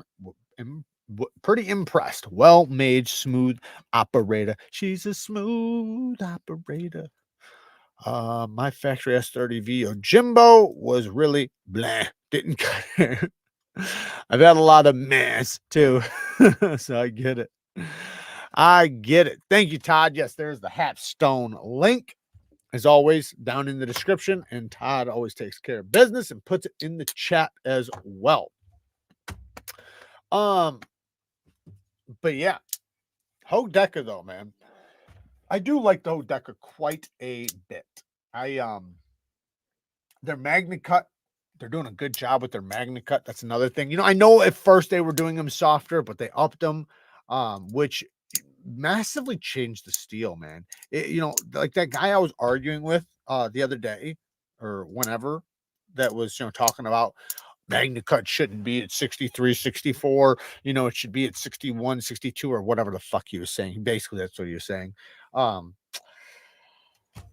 The difference between the one I tested between 60 and 60, I think it was 61 and 62, or between 60 and 62, was far, far less and way better experience with the 63, 64 from them.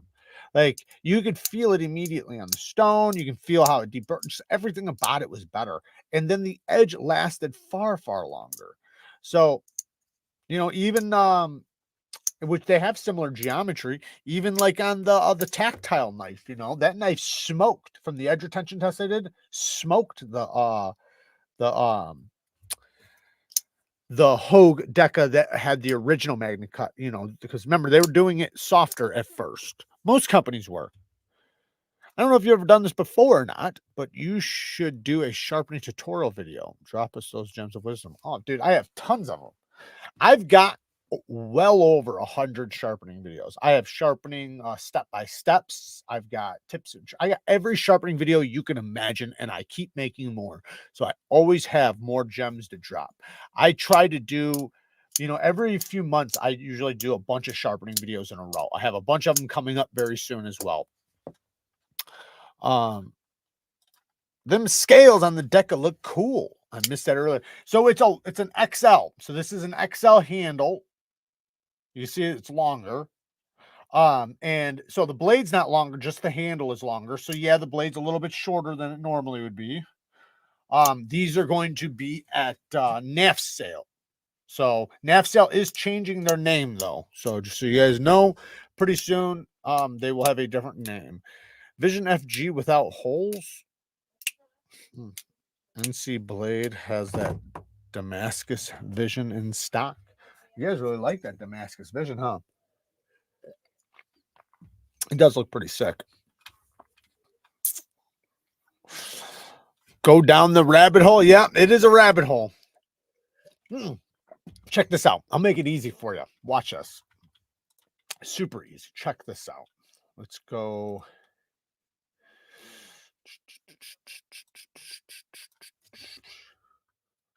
All right. Check this out. This is how you do it. You go to my channel, go to my homepage. So if you see my channel, just click on the logo or whatever. It'll bring you to this homepage. Then you see right here, it says, you see all this? Let me make sure. Yes, you guys can see this. It says home, videos, shorts, live, playlists, community, memberships, and store. Go to playlists right there in the middle. Click playlist. Now here's all my sharpening videos and some other shit that Kara drops in here. But you have my self-defense knife videos, 5 knives for you to see, knife collection videos. There is, and where's sharpening? Sharpening here somewhere. Knife sharpening. And we're live. All right, so we have the sharpening videos right here. You see that? Yeah. Look on the side. All these 165 sharpening videos right here. Look at all these. Every single one of these are sharpening videos. So now you don't have to, you go down, you can literally just scroll down this and every single one is a sharpening video. You can read the titles. Now, if there's something specific, just type it in. Just type it in on YouTube. NeevesKnives, how to do this. NeevesKnives, sharpening this, whatever. And it'll pop up. Something will. What's the name change? I don't know yet. They're still talking about that, but it will be very soon because they're having a little bit of issues with NAFs, with people being confused for NAFs, and they don't want to hurt, you know, Ben's shit. So they're just gonna switch it, and you know, it's cool. You know, right now is the time to do it if they're gonna do it. So yeah, man, these things are snappy. Look at this. Watch this thing. It has recoil. Bam! Thing almost fly out of your hand. Super snappy.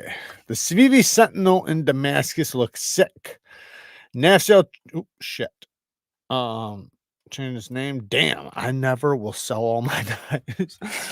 No, the thing is that if you type in KNAFSALE for a long time, it'll take you to the new one. So if somebody looks up NAFSALE, they'll still be able to find it. Beef stick with another 5 bones, man. I appreciate it. My knife handles are like my knife handles are like my men of choice, black and rock hard, and sometimes make me ooze body fluids. Right on. Oh yeah. Don't know how anyone could doubt your thoughts after free handing a steel with the time and variety of steels you touched. Thank you, man. I appreciate that. Content spoils of labor to do what he sees fit forever. Like I said, man, I always have tons of sharpening videos coming, man. Always. I got some really cool ones coming. I got some really good ideas. And some videos that I think will do well. And my sharpening videos do actually pretty well in the algorithm. The thing is they always, it's a weird thing because like my sharpening videos do bad at first, almost every single time. There's sometimes they don't. Like my past work sharp video, that thing's got over 100,000 views right now. But most of the time my sharpening videos will take off, right? And they'll be slow. While other videos, like say if there was like a thing, other videos would be like this, and then the sharpening video would be like this. Well, then what happens is after about a week, the regular videos, yeah, they're doing really good, but then they just drop. And then this thing just keeps going. So this is what happens, the sharpening videos. So it winds up surpassing them. Then like a year later, it's got 10 times the views than the regular videos. They're called something, I forget what it's called. Kara says the name all the time. I can't think of it. But yeah, it just means, you know, the video does good over time. If you had $200 to $250 fees money, what knife would you buy right now? The Tuya Wrath. That's what I would buy from the NeevesKniveco site, though. That's what I would go to. Right here, NeevesKniveco. I'll give you some other options too, just in case if this isn't your style, but I don't know how this can't be your style. It's so badass. The Tuya, I actually got it right here. The Tuya Wrath. 250 bucks right there. Bang gang. It's got a Damascus pivot, S9DV steel, dual grind, nice deep hollow, frag, badass, full size knife. Oh shit, you guys can't even see it. Damn it, I am so sorry. I thought I was showing you guys it. I see this stuff coming in. Let me just show him this really quick. What an idiot. So here we go. Right here. Now you can see it. So it's got the frag, titanium handle, Damascus pivot collar, dual grind with a hollow and a flat. Great front flipping action and thumb stud action. Phenomenal knife. I'll give you another tip here in 1 second. So Roaster's been a member for 14 months, and Todd Carr's been a member for 10 months. Sharpening can be very addictive. Yes, it can. I know I got addicted real quick, and I like the first year of me sharpening, I was so stuck on it because I was becoming a perfectionist, and it, you know, it was like every time I was doing, like I felt like I was doing really good, you know, so it made me want to do it more, but that also showed me my faults. So I knew what I had to work on, and I always felt like I was competing, even though I wasn't. I was only competing with myself, but I felt like I was competing with every other freehand knife sharpener out there, and I wasn't shit. So I knew I had to, you know, put my work in and put my time in. And I'm always the guy that's willing to put my time in. I don't want, you know, I don't expect to get something from nothing. I actually look down on that. You know, you shouldn't be somebody who expects to get the results of somebody else when you just started and they've been doing it for a long time. Put your damn work in, and then you'll get there. And then you love it that much more, you know. So I would, you know, put my damn work in, but man, I was doing like triple time, man. Sharpening 4 or 5 knives a day, every single day, nonstop. But it was like, it was therapeutic to me, man. It was like so relaxing, and I just loved it. All right, other knives I would check out. The one, back to the NeevesKniveco really quick. Do I still have it up? Yeah. This isn't quite as expensive as you're saying. It's actually a little less, but if you like automatics, the launch 16 with M4 steel, aluminum handles, 100% USA made. It is an automatic though. That one's really badass. The next thing I would say, oh wait, how much are these? Before I say it, let me just look it up really quick.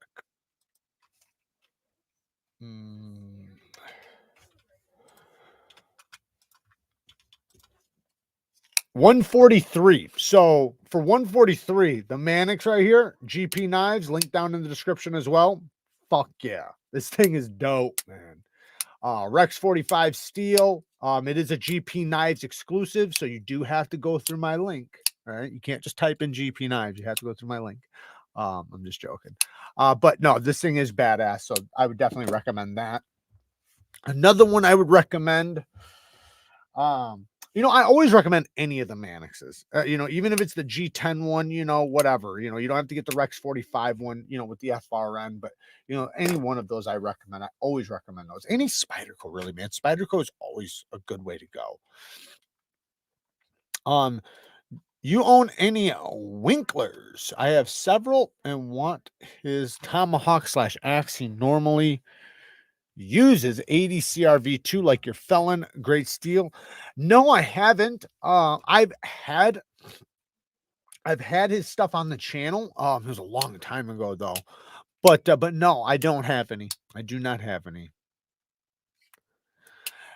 Well, they're lightweights. That's why they're that affordable, is because they are FRN handles. But that's also an awesome thing, because it does keep the price down. And if you're already somebody who's going to want to get new scales, it comes with the hardware, so you can just you know, you can get original goat scales once they're finished making them, because they're making scales for this right now, or you know, getting them ready. But I like it just like this though, man. I'll tell you what, there's not very many lightweights I like. Okay, let me be clear. There is lightweight knives I like, but there's not very many FRN knives that I like. Most FRN knives I shit on. I completely shit on. Like I shit on the Deka. I shit on the bug out. This guy though, these are way more solid. The way they do theirs, you know, it's just this ridge that's around the edge and just the way it's machined. It is so much better than most FRN knives. Yet it has that super lightweightness, but then it has this super strong lock. Listen to that pop. It has that super strong lock that I freaking love. What knife has been your biggest regret this year? Okay, we can do that. Well, the Liang Ma wasn't a good situation. We all know that. So aside from that, I bought that that titanium knife. The knife that was literally, the handle was titanium and the blade was titanium. That thing's a shit show. Yeah, I hated that. That was probably my worst purchase. I do have it still. I did tune it, and I noticed something. The titanium on the handle is not hardened. It is super soft. Like when I went to bend the lock bar, it was like I was bending a paper clip. Most, like, I've bent dozens, hundreds of lock bars, so I know how a lock bar feels. And usually you got to push some tension. This thing was literally like, meh. Like it was. I went too far because I wasn't expecting it to be so soft. I mean, super soft. I almost thought I cracked it. I broke it or something because it was so, you know, went so far, but I didn't. And then I tuned it back a little bit. Now I have the D10 tuned, but you know, because also what happened was I had bad lock stick, and then also the blade had tons of play. Like it was literally getting worse and worse every day. The whole thing is just a shit show. Not a good knife. Here, I'll show you guys what it is. I forget the exact name of it, but it's a titanium blade knife. I think I got it from Blade HQ. Yeah, here it is. So I'm not talking shit about the company, so I just want to be clear. I'm not talking shit. I just, you know, this was the knife that, you know, I would say I regret the most. And it is right here. Vargo knives, not Varga, Vargo. $225. It is if you look at the blade material, titanium. So it's like titanium and ceramic or titanium and something. Sobata.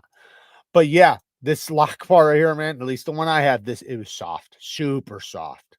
I had to bend it. Like I said, it was getting up and down play. It does have a hole deployment that kind of works good. It's very slim. It has some cool things on it, but look at this. Look at the hardness. 40 RC. I wanted to test it. I got it because I wanted to test it. I wanted to see how it was. I am going to put together a video though of my biggest regrets this year. I'm going to put together a whole video on knives that just did not do good. Bead stick, another 2 bones. You kiss on the first date or straight to the finger bang. I go straight to the finger bang. No kisses. No kisses until the finger bang. What knife makes you nervous that you own based on sharpness? What knife makes you... Okay, 2 knives. Nope. I'm going to say a couple. One, my rock stud. Those fuckers are really sharp. And also, this is the thing, is like with like, say like this, right? This thing could be just as sharp. But because it's a Mannix and because, like, you know, I'll squeeze the fuck out of it, I'll use it however I want. It's not that, you know, I'm not that worried about it. With a rock set, especially one that's like $2,000 or something, you're a little bit more delicate with it. You know, even if you don't care, right? You still are, just because it's a polished blade and all these things. So, you know, it tends to be a little different. But my other one is my Slish Buoy. My fucking Slish Buoy right now has like a demon sharp edge, and it's so unbelievably sharp, and it's been the same edge since I first put on it. Like I said, that was the other one that had... I'll grab it.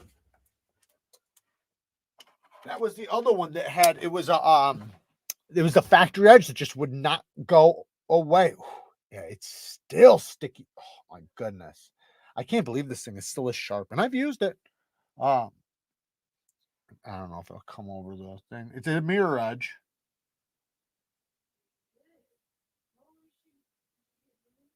Beautiful edge. But yeah, just crispy sharp. Oh yeah.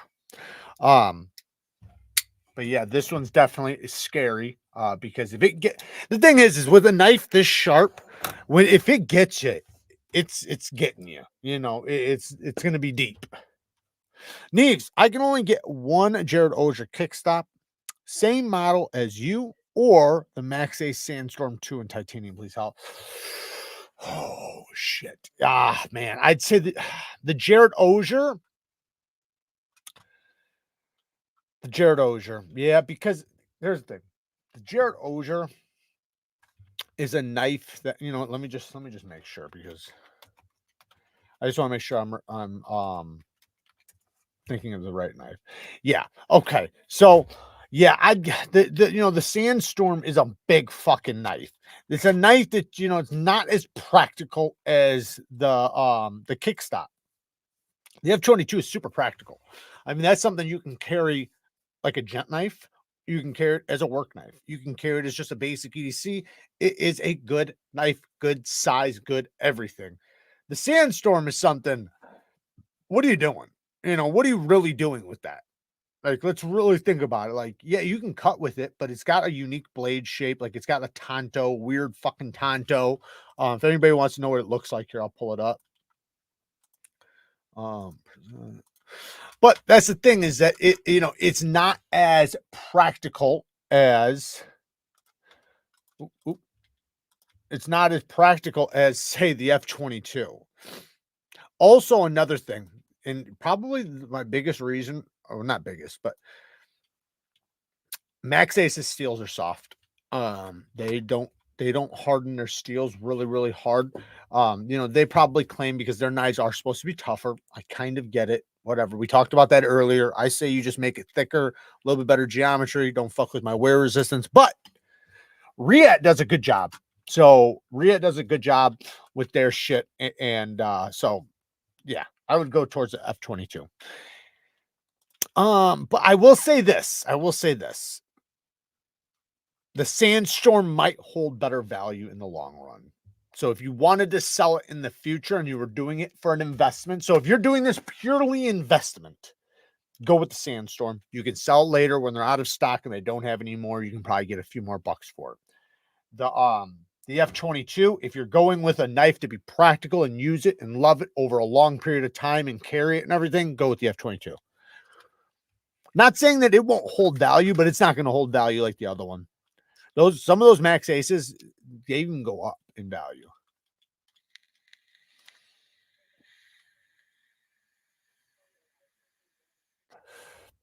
What are the original goat skills going to be made for?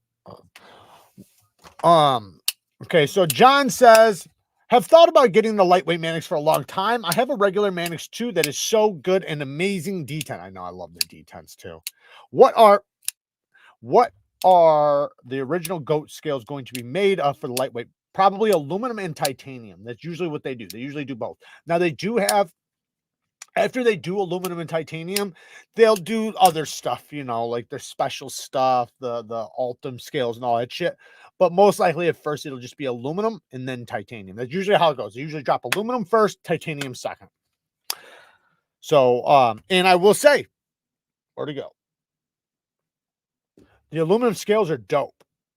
They're super lightweight. Like I don't even notice a difference in weight personally. I mean, that's me. But I don't think you would either. So this thing feels super lightweight. My titanium one, way heavier. So this definitely has a lot more weight. Like you could totally feel the weight difference in that. Now, this isn't from Original Goat though. Original Goat scales, they will probably be for titanium, probably be even lighter than those, because they usually heavily mill out their scales.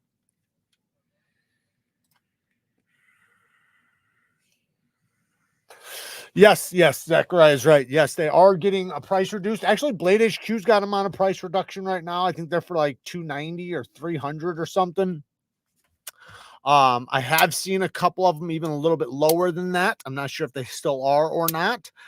But yeah, the F22, it's a good one though. That's the thing. The reason why, let's be clear, it's not because they're not selling.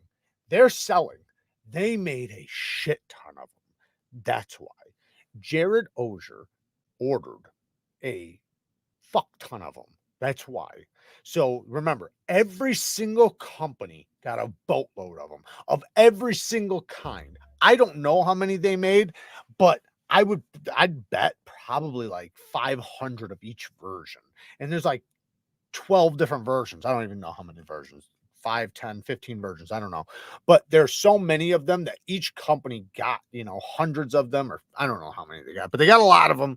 And that's why they haven't been selling out, because there's just so many of them, which is good. It's good for us, because what would have sucked is if they only did 50 of them and they sold out and I'm sitting here screaming about it and you guys can't get it. That's even worse, right? Shout out to speaking of knives that have not sold out yet. Let me find it. Shout out to ProTech. If I can ever fucking find it. It better still be there. Come on. Oh, is it gone now? No, it can't be. No, it's not gone yet. I did make a post earlier, so it might be. No, there she is. Shout out. Ah, damn, I got to redo this thing. 2, ProTech Mordex, still available right now. USA made, $240. A Ferrum Forge and ProTech collaboration knife.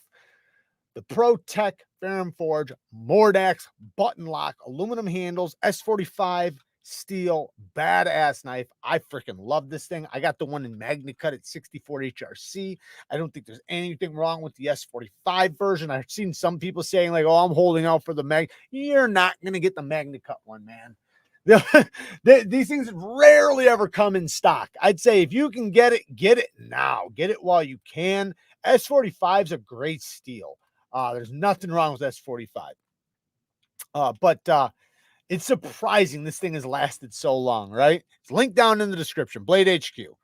Just type in ProTech up at the top of the search bar on Blade HQ, and it'll pop up. You just have to scroll down just a tiny bit. But yeah, man, that's such a good one. I got my first project this week. The Godson, freaking love it. Yeah, that's a popular one. Lacey says, yeah, I really don't like it when out of state companies charge tax, like Smoky Mountain Knife Works, Knife Center, and Blade HQ. It really makes me mad. Um,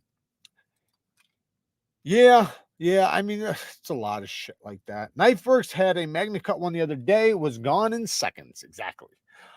Shit lock on Magna Cut Mordex. Video coming soon. Unlocks and fails. Well, that's just yours, probably. So, like mine, I've spine whacked the shit out. Mine does have. Let me be honest. So, let me be clear. Mine does have serious detent lash. It's my fault though because I haven't sent it back. I could send it back at any time. They've told me to send it back. They'll fix it. I know they will. I've sent things back to Protect before, so it's my fault at this point that I haven't sent it. But it does have detent lash. However, I've spine whacked the shit out of it. And mine is solid. But button locks are like that. If the button lock, just like any lock, liner locks, frame locks, if the lock face geometry is not good, they will fail. Like I guarantee I could probably not even reach 5 feet from here and grab a liner lock. And if I spine whack it hard enough, it's going to fail. Same thing with majority of button locks. Now, some button locks, it's like you can beat the shit out of them and they don't fail because of the lock face geometry. Same thing with some liner locks. Like try to fail a rat one. Good luck. You're not going to fucking fail it. That thing's it'll be a catastrophic failure when it does it. So, lock face geometry. Hey, Jared, what finish would you suggest for the RWL 34 steel? Would it do okay with a mirror polish edge? No, it's not. So this is the thing. RWL 34 polishes up too good. That's the problem with it. Just like CPM 154, which is basically what that is, CPM 154. So any steel that polishes so easily. Now, there's some that aren't like that. Like 14C polishes really easily, but it also holds the bite. But RWL 34 does not.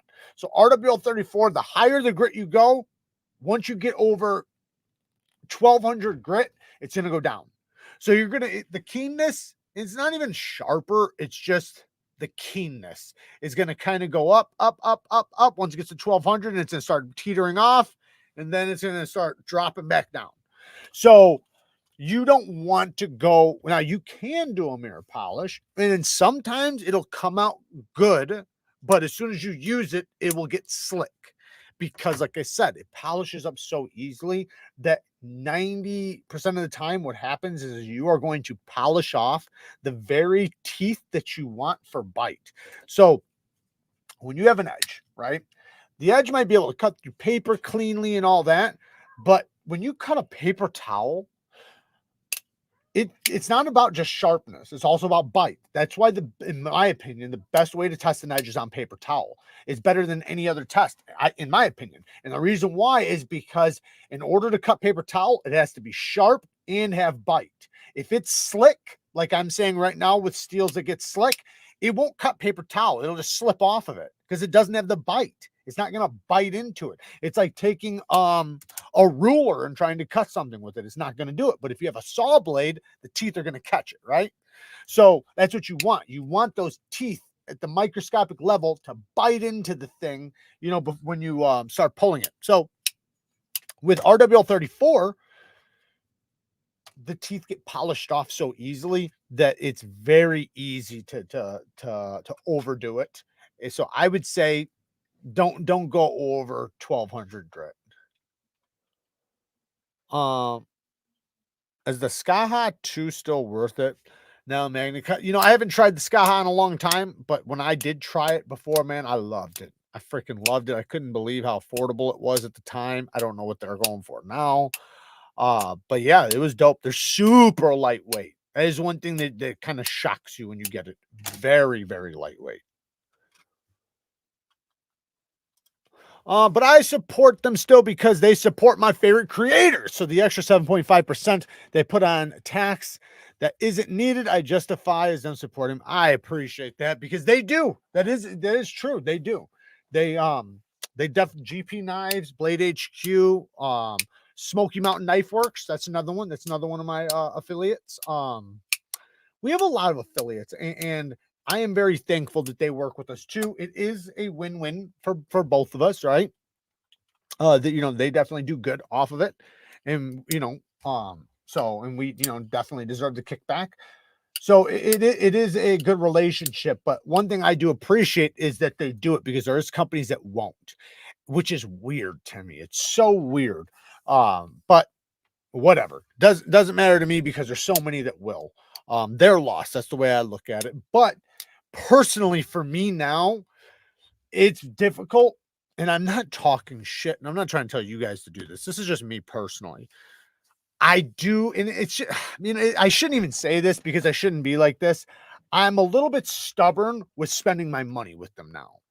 To be honest, like some of the companies that refuse to work with me, because I just look at it like, man, like, why? Like, the community is what brings you business. If it wasn't for the knife community, nobody would know about your shit, right? Nobody would be coming to your, like, it's all dependent on the knife community, which is a lot of content creators and the people that watch it, right? So why wouldn't you want to support that, since they're making you so much money?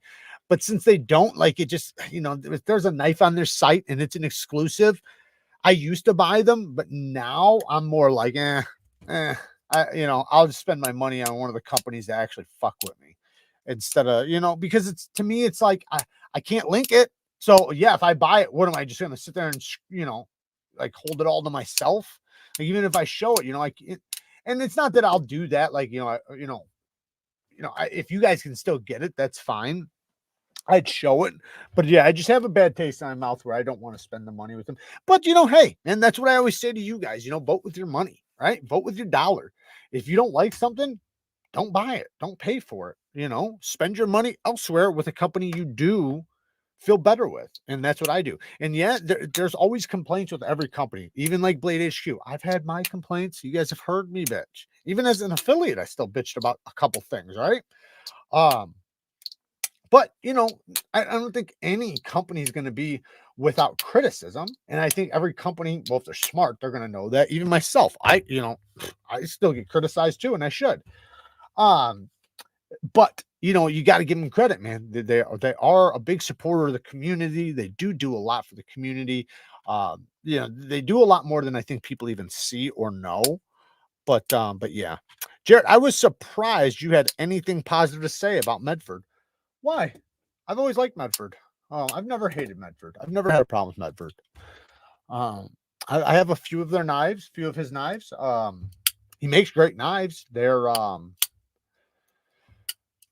I think personally his EDC knives are the best knives he makes. I think his big ass tank knives, the big ass crazy fucking brick like knives, are badass. I love them. They're like virtually indestructible, but they're not practical in most cases, unless if you're going to be on a damn battlefield prying tank doors. But he makes some good EDC knives. The Slim Midi, the M48. He has that new front flipper. I want to try it. I don't know how it is, but he has that. He has a bunch of badass knives. John Evans, been a member for 20 damn months since the start, man. Thank you, John. You are the man. I'm still waiting on a paper knife cutout for the knife tree. What the fuck? Zeroaster with the 10 bones. Excited for the TKELL FLN to ship out this month. Gonna be a great EDC along with my pew pew. Yes, it will. And I'm excited that you got one, Zeroaster. And thank you for the support. Yeah, I'm excited about it too, man. Oh yeah. So I have merch coming, right? Not merch, sorry. Forget I just said that. I have apparel coming. So me and my partner right now are digging deep on getting 100% USA made apparel. Okay. We've been fighting because a couple of the companies that were USA made, we were trying to track things down and they didn't come back as USA made, even though they were saying they were. Well, we finally found a company. We're working out the details to see if it's going to be something we're going to be set in stone with, see if the prices are going to be okay for us and all the bullshit, because everything's sourced from America. Sounds really good. But what I was trying to say is that what I do, one of our designs is the is the FLN, one right here and then one right here. So it's like the karambit one and then the one without the ring right here. So it almost does a circle and it says NeevesKniveCo in the middle. It looks dope. It looks dope. So anybody who gets an FLN, you should probably get one of those. Just because, you know, it's badass once we have it. So hopefully we'll be able to promote those pretty soon. I've been really excited about getting apparel because more than merch is like a company's, you know, doing everything. This is something where we're doing, you know, a lot of the stuff, you know, we're doing the designs and everything, and then we'll probably get them shipped to us. You know, we do have somebody who might be doing the artwork for us, so we'll have to get it shipped there, get the artwork done, then ship them out or whatever. Or, you know, I'm not 100%. We'll see how it goes. I don't want to say anything and set anything in stone, but at the very least, they will be USA made. We've thought about getting some budget ones on there for people that can't afford the USA made, but I'm going to try to convince you guys to buy the USA made. The reason why is, you know, I don't know. I want to put like, I want American flag on there, but I refuse to put an American flag on a Chinese shirt. I won't do it. I want to get, you know, like not shirts with like an American flag right there, maybe one down by the hip, something like, I just think that looks cool for me personally. I think that sounds badass, but I refuse to do that on a Chinese made shirt or any fucking shirt that's not made in the USA. So I really, really, really, really want to make sure that the apparel is 100% USA made, all cotton sourced, everything. That's what I'm trying for. So yes, the price will be up a little bit higher, but you know, it's coming off the backs of Americans. So your, you know, your money's going to be spent with America for America, which I dig. So, you know, like I said, maybe we'll find some ethically sourced stuff that's a little bit more affordable, where maybe it's made in the USA, but the stuff comes from overseas for a little bit cheaper for some of those that need it a little cheaper. But in that case, we're not going to claim, you know, 100% USA made. You said you were going to put paper knives on the knife tree. Can't cut your feet on construction paper. You'd be surprised what paper cuts can do to you, though. Waiting on the Ween of Ferris. I pre-ordered, got impatient, and ordered the regular bead blast when I seen it in stock. Now I really can't wait for my pre-ordered one. That's hilarious, Joshua. But you know what, though, dude? Hey, you got it's worth the. I know it sucks waiting, man, and I never thought it'd be this long. Trust me. I had information that it was supposed to be earlier. They contacted me and said, hey, can you not release the video until this day? It's going to be there on this day. I did that and it wasn't. Made me sound like a jackass. Now, it's still been this long. They had some issues with the shipping. I don't know what happened. Maybe the ship sunk and it's at the bottom of the ocean. I don't know. But they're supposedly on their way again. I can't confirm nor deny that. But all I got to say is they're worth the wait. That is a good one. That is a really good one. I know you're gonna love it, so I can't wait for you to get it. I can't wait for everybody to get it. That is one, like right now, I'm just nervous about screaming about because I know a lot of people pre-ordered and I feel bad, but I want to continue screaming about it, man. I want to fucking put it in every video, but I just, you know, I know right now people are like on edge about that thing. So, you know, I kind of backed off the pedal a little bit and I'm waiting for some more information. By the way, I pre-ordered the hand rubbed one. Nice. That's the one I got. It's great, man. You mean the speed stir or speed liner? 50% for the retailer is the method. In a free country, all else is ideology. It's math. USA made quality products. You got a customer here. Thank you, John. I appreciate that. And I expect you guys, honestly, I do expect a lot of you guys to be customers for this because, you know, going with USA made, there's challenges with it, right? And you know, it's something I'm not bitching. I'm not like even complaining. This is something I'm 100% willing to do, but there is a little bit more challenges. You know, the money's more, so now you have to charge more. So there's a lot more risk with not selling anything. There's a lot of risk in investing and not getting it out. You know, there's a lot more risks with it, and I want to make sure this does well because this is something I plan on being its own thing, right? Where it's not just like tied to the channel or tied to Neve Knife. It's its own thing, apparel. So like we'll probably do some stuff on like Instagram, do some Instagram ads and stuff to where it's just the apparel. We're not gonna talk about knives or anything like that. The apparel will have knives and stuff on it, but you know what I mean? Like we're not sitting there promoting knives, we're gonna promote shirts and hats and things like that. So I'm really excited about it, man. I've always wanted this. This is something I've been wanting to do for a while. So me and my partner have been talking about it, and we have it in the works right now. We've been tracing out different knife designs, and you know, to be honest, some knife designs might have been a little stolen. You know, just the shape, you know, no details, just the shape. You know, with a couple little changes or whatever, but they're all doodled by me. So they're all just drawn by me, traced out or whatever. And so it's got like right now just shapes of knives, which is cool though. It looks cool. So I don't know. I'll show you guys soon. USA is a tough call. Well, it's a good call if you're willing to spend the money. You have to be willing to spend extra, but you're gonna get, you know, good quality. You're gonna get, you know, money that stays in America. You're gonna get to pay American workers, American people. So that's the beauty of it. Is, you know, it's not made by you know, in another country where some of the money doesn't come back. It's not made in a place to where, you know, it's you know, unethically made or sourced or anything like that. You know, when things are made in the USA, you know, things are in most cases ethically sourced, ethically produced. You know, the people are in most cases are paid decent wages, you know, shit like that. In most cases, you know, obviously there's some scumbags out there. Jared, when I get my prototype, I'll send it to you to check out first. Should be done soon. I have two actually. Awesome. Oh yeah. Christian with the 10 bones. Pretty soon you're gonna have a 20-inch blade on the Impala. 20-inch blades on the Impala. Yeah, that's what I'm talking about. I hope so. I hope so. That's a song, guys. That is a song. 20-inch blades on an Impala. But Herman, not even close. Artisan cutlery boa full dress versus a Herman. Oh fuck, Herman.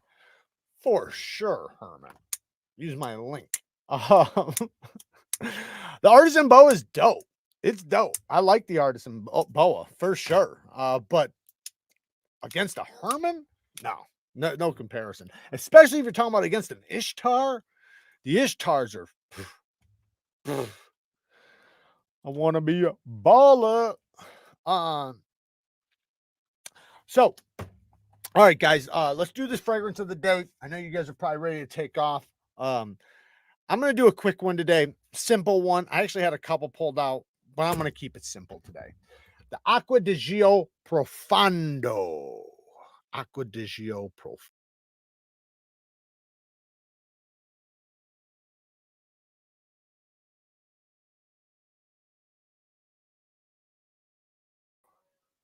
Sorry, guys. Acqua di Gio Profondo. This is the blue one. I don't know if you can see that. It is super simple, super fresh, very easy to wear. Nobody will dislike this. There's a reason why Acqua di Gio is so popular. It's actually, I think, the #1 bought men's fragrance is Acqua di Gio. But there's different ones. There's the black, there's the clear, there's the blue. The blue is the freshest one. This one's the more, it's more watery, very fresh, super fresh. It's basically like just like I always say, you know, it's a simple, fresh fragrance that you can wear in an office or a gym. That's what it's for. It's literally one where nobody will be disappointed. Nobody will dislike it. Every man will like it. It's masculine. It's fresh. It's clean, very clean, super clean. It's got a hint of something in there in like the background that just adds to the freshness. I'm not sure what note it is. Maybe I can pull it up, but it is an absolute banger.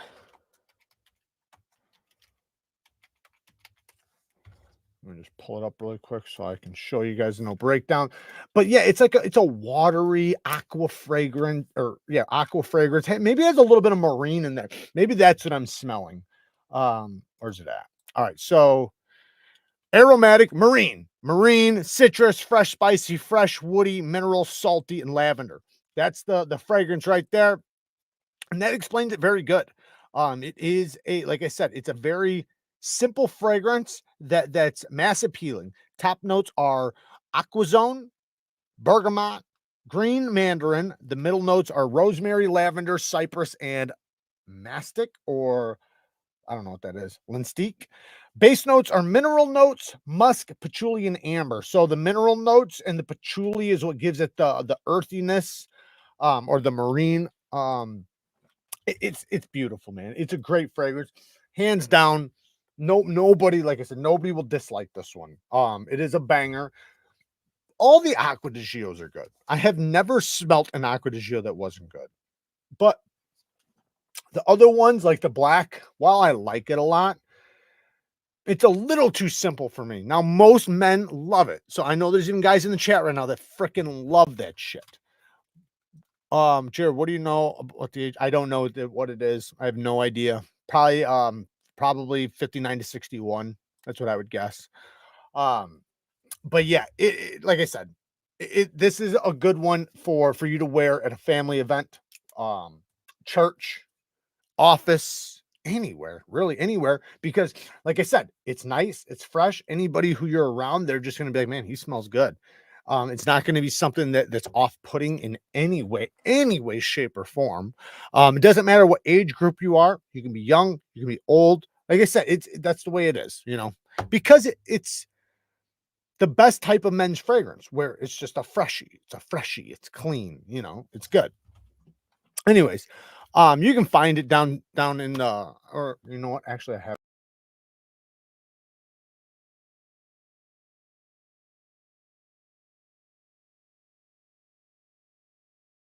Sorry, guys. I don't know what's going on tonight. I think you can find it down in the description of the video I posted earlier, or you can just search for it in the Amazon link, which is the NeevesKnives store. That I think they do. I think I put some samples in the video I posted earlier today. If you want to check it out, the samples are really cheap. They're like little bottles. Uh, the big bottle's not expensive. It's like $60 for the big bottle, way bigger than this. Anyways, yeah, I got it. I got that English leather right here. The English leather is pretty good. I just tried the Tommy, and so this is the thing: is that Tommy Hilfiger is the fragrance that got me into fragrances. So even before Nautica Voyage, my go-to was Tommy Hilfiger. My cousins wore it. They were the ones who got me into it. And I love the scent of it. Like, you'd see it. It was always in the stores. It wasn't too expensive for the big bottle. It was like 50, $60 at the time, which, was a lot of money, but not really, because it was a big bottle. But it was just super fresh. I'm not sure what Tommy this is. If it's like the original or not, because it's been so many years since I've smelt it. But anyways, the point is that was the fragrance that when I smelt, I said, holy shit, I like this. I'll wear this. So I would wear it. Well, then I wore it for so long that eventually I was like, okay, I got to try something else. And that's when I got to the Nautica Voyage, was after that stuff. Then I kind of went down the spiral and got a whole bunch of stuff. What's one knife you would own multiple versions of? The Mannix. The Mannix is one I would own lots of versions of. There's a lot of knives I like multiple versions of, but the Mannix is a good one because you get different materials, different blades, steel, so there's differences. So I would say the Mannix is a really good. PM2 is another one. I have multiple PM2s. There's a few knives, though, I would get multiple versions of. Even like the F22. I would love to have another version of the F22. I just don't have the money right now to shell out, but I would love to have like a micarta version of one. I really want a micarta version. Picked up the raccoon. Yeah, that's a good one. I thought I had one right here. I guess I don't. Never mind. Thought I had one sitting here, but yeah, the raccoon's a really good one. I actually bought the classic match Tommy first. The one I sent you is the original Tommy. Is it original? I smelled it and I was like, damn, it smells good. It's a good one. It's been so long since I think it's different than the original, which does happen. Have you seen those trends on social media about mixing Vaseline with colognes? Yeah, it's supposed to make them last a little bit longer. They say a lot of things. Some people say put lotion on and then spray. Bullshit. Not saying it won't work, because it probably will work. But what I will say is, if you want it to last a lot longer, hit your clothes, right? So hit your skin and your clothes. It'll last longer on your clothes than it will on your skin. Number 2, spray a little bit more. You know, you can only spray a little bit more and it'll last longer and it'll be more powerful. Let it dry down before you walk out of the house, though, right? That's the biggest thing. But another thing, just get a good quality fragrance. And I don't mean spend $300. I just mean don't get a $10 fragrance that's literally going to wear off of you in 10 minutes. Get a fragrance that's, say, if it's 30, 40 bucks, make sure it's a fragrance that is well known for lasting a long time. There's tons of them. There are absolute beast mode fragrances for 30, 40 bucks.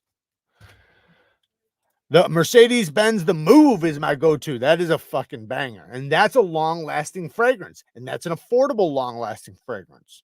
Really, really good. There's actually another Mercedes, a crispy critter, that I'm thinking about buying. Oh, what was it? I think it was Mercedes-Benz Black or something like that. I really want to try it. I heard somebody else raving about it, and the way they were raving about it seemed like I want to get it. So I might be getting that one. What's my most recommended titanium frame lock? Around 200 to 300. 2 to 3. Well, that To Your Wrath is really good. So when you say frame lock, you know, like the F22, that's kind of a frame lock. That's a liner lock too. But there's always the kickstop Chavez. Is that, no, that one's more money. That's almost 400. Never mind. So the F22 kickstop, or, you know, if you can't find a Chavez for that price, then that's another good one. The To Your Wrath, that's a really good one. It's on the NeevesKnives site. What's another good? Oh, Spyderco. What the fuck is it called? The Spyderco Chef. That's a good one. Great one, actually. Another one would be, I just had one on the tip of my head and I can't think of it. Damn it. Can't think of what I was thinking of now. I don't remember. But then there's a lot of them, man. That's a price range where there's tons of shit, man. You can get, you know, so much stuff in that price range.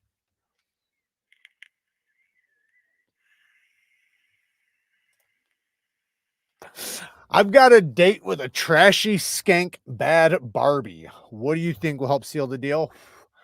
YSL Parfum. That's what I think will seal the deal. It has it's fresh, hints of sweet, a little bit of fuckboy, but just enough. Not too much fuckboy. It's one you could actually pass off on a regular date with a good one too. So, you know, it's kind of the best of both worlds. Really good one though. I personally love it. I was wearing it yesterday. Fox 507 member for 19 months. Peace out to you too, man. Thank you, brother. Yeah, I'm about to get out of here too. Yeah, the Praxis. There you go, Johnny B. The Praxis, the Wii Praxis. I think you can get it on KAVISO. My KAVISO link is down in the description. Just look up Praxis. It'll pop up. They have a titanium frame lock version. That's a banger. And it has thumb studs. So it's multiple deployments instead of the original. That is a really good one. Thank you.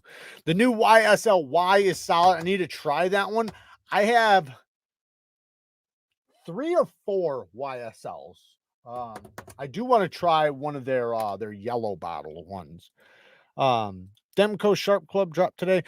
They got the Demco 80 20.5s with the hollow ground blades with a 90 thousandths thick blade stock right now at Blade HQ in the new arrivals. I was showing it earlier.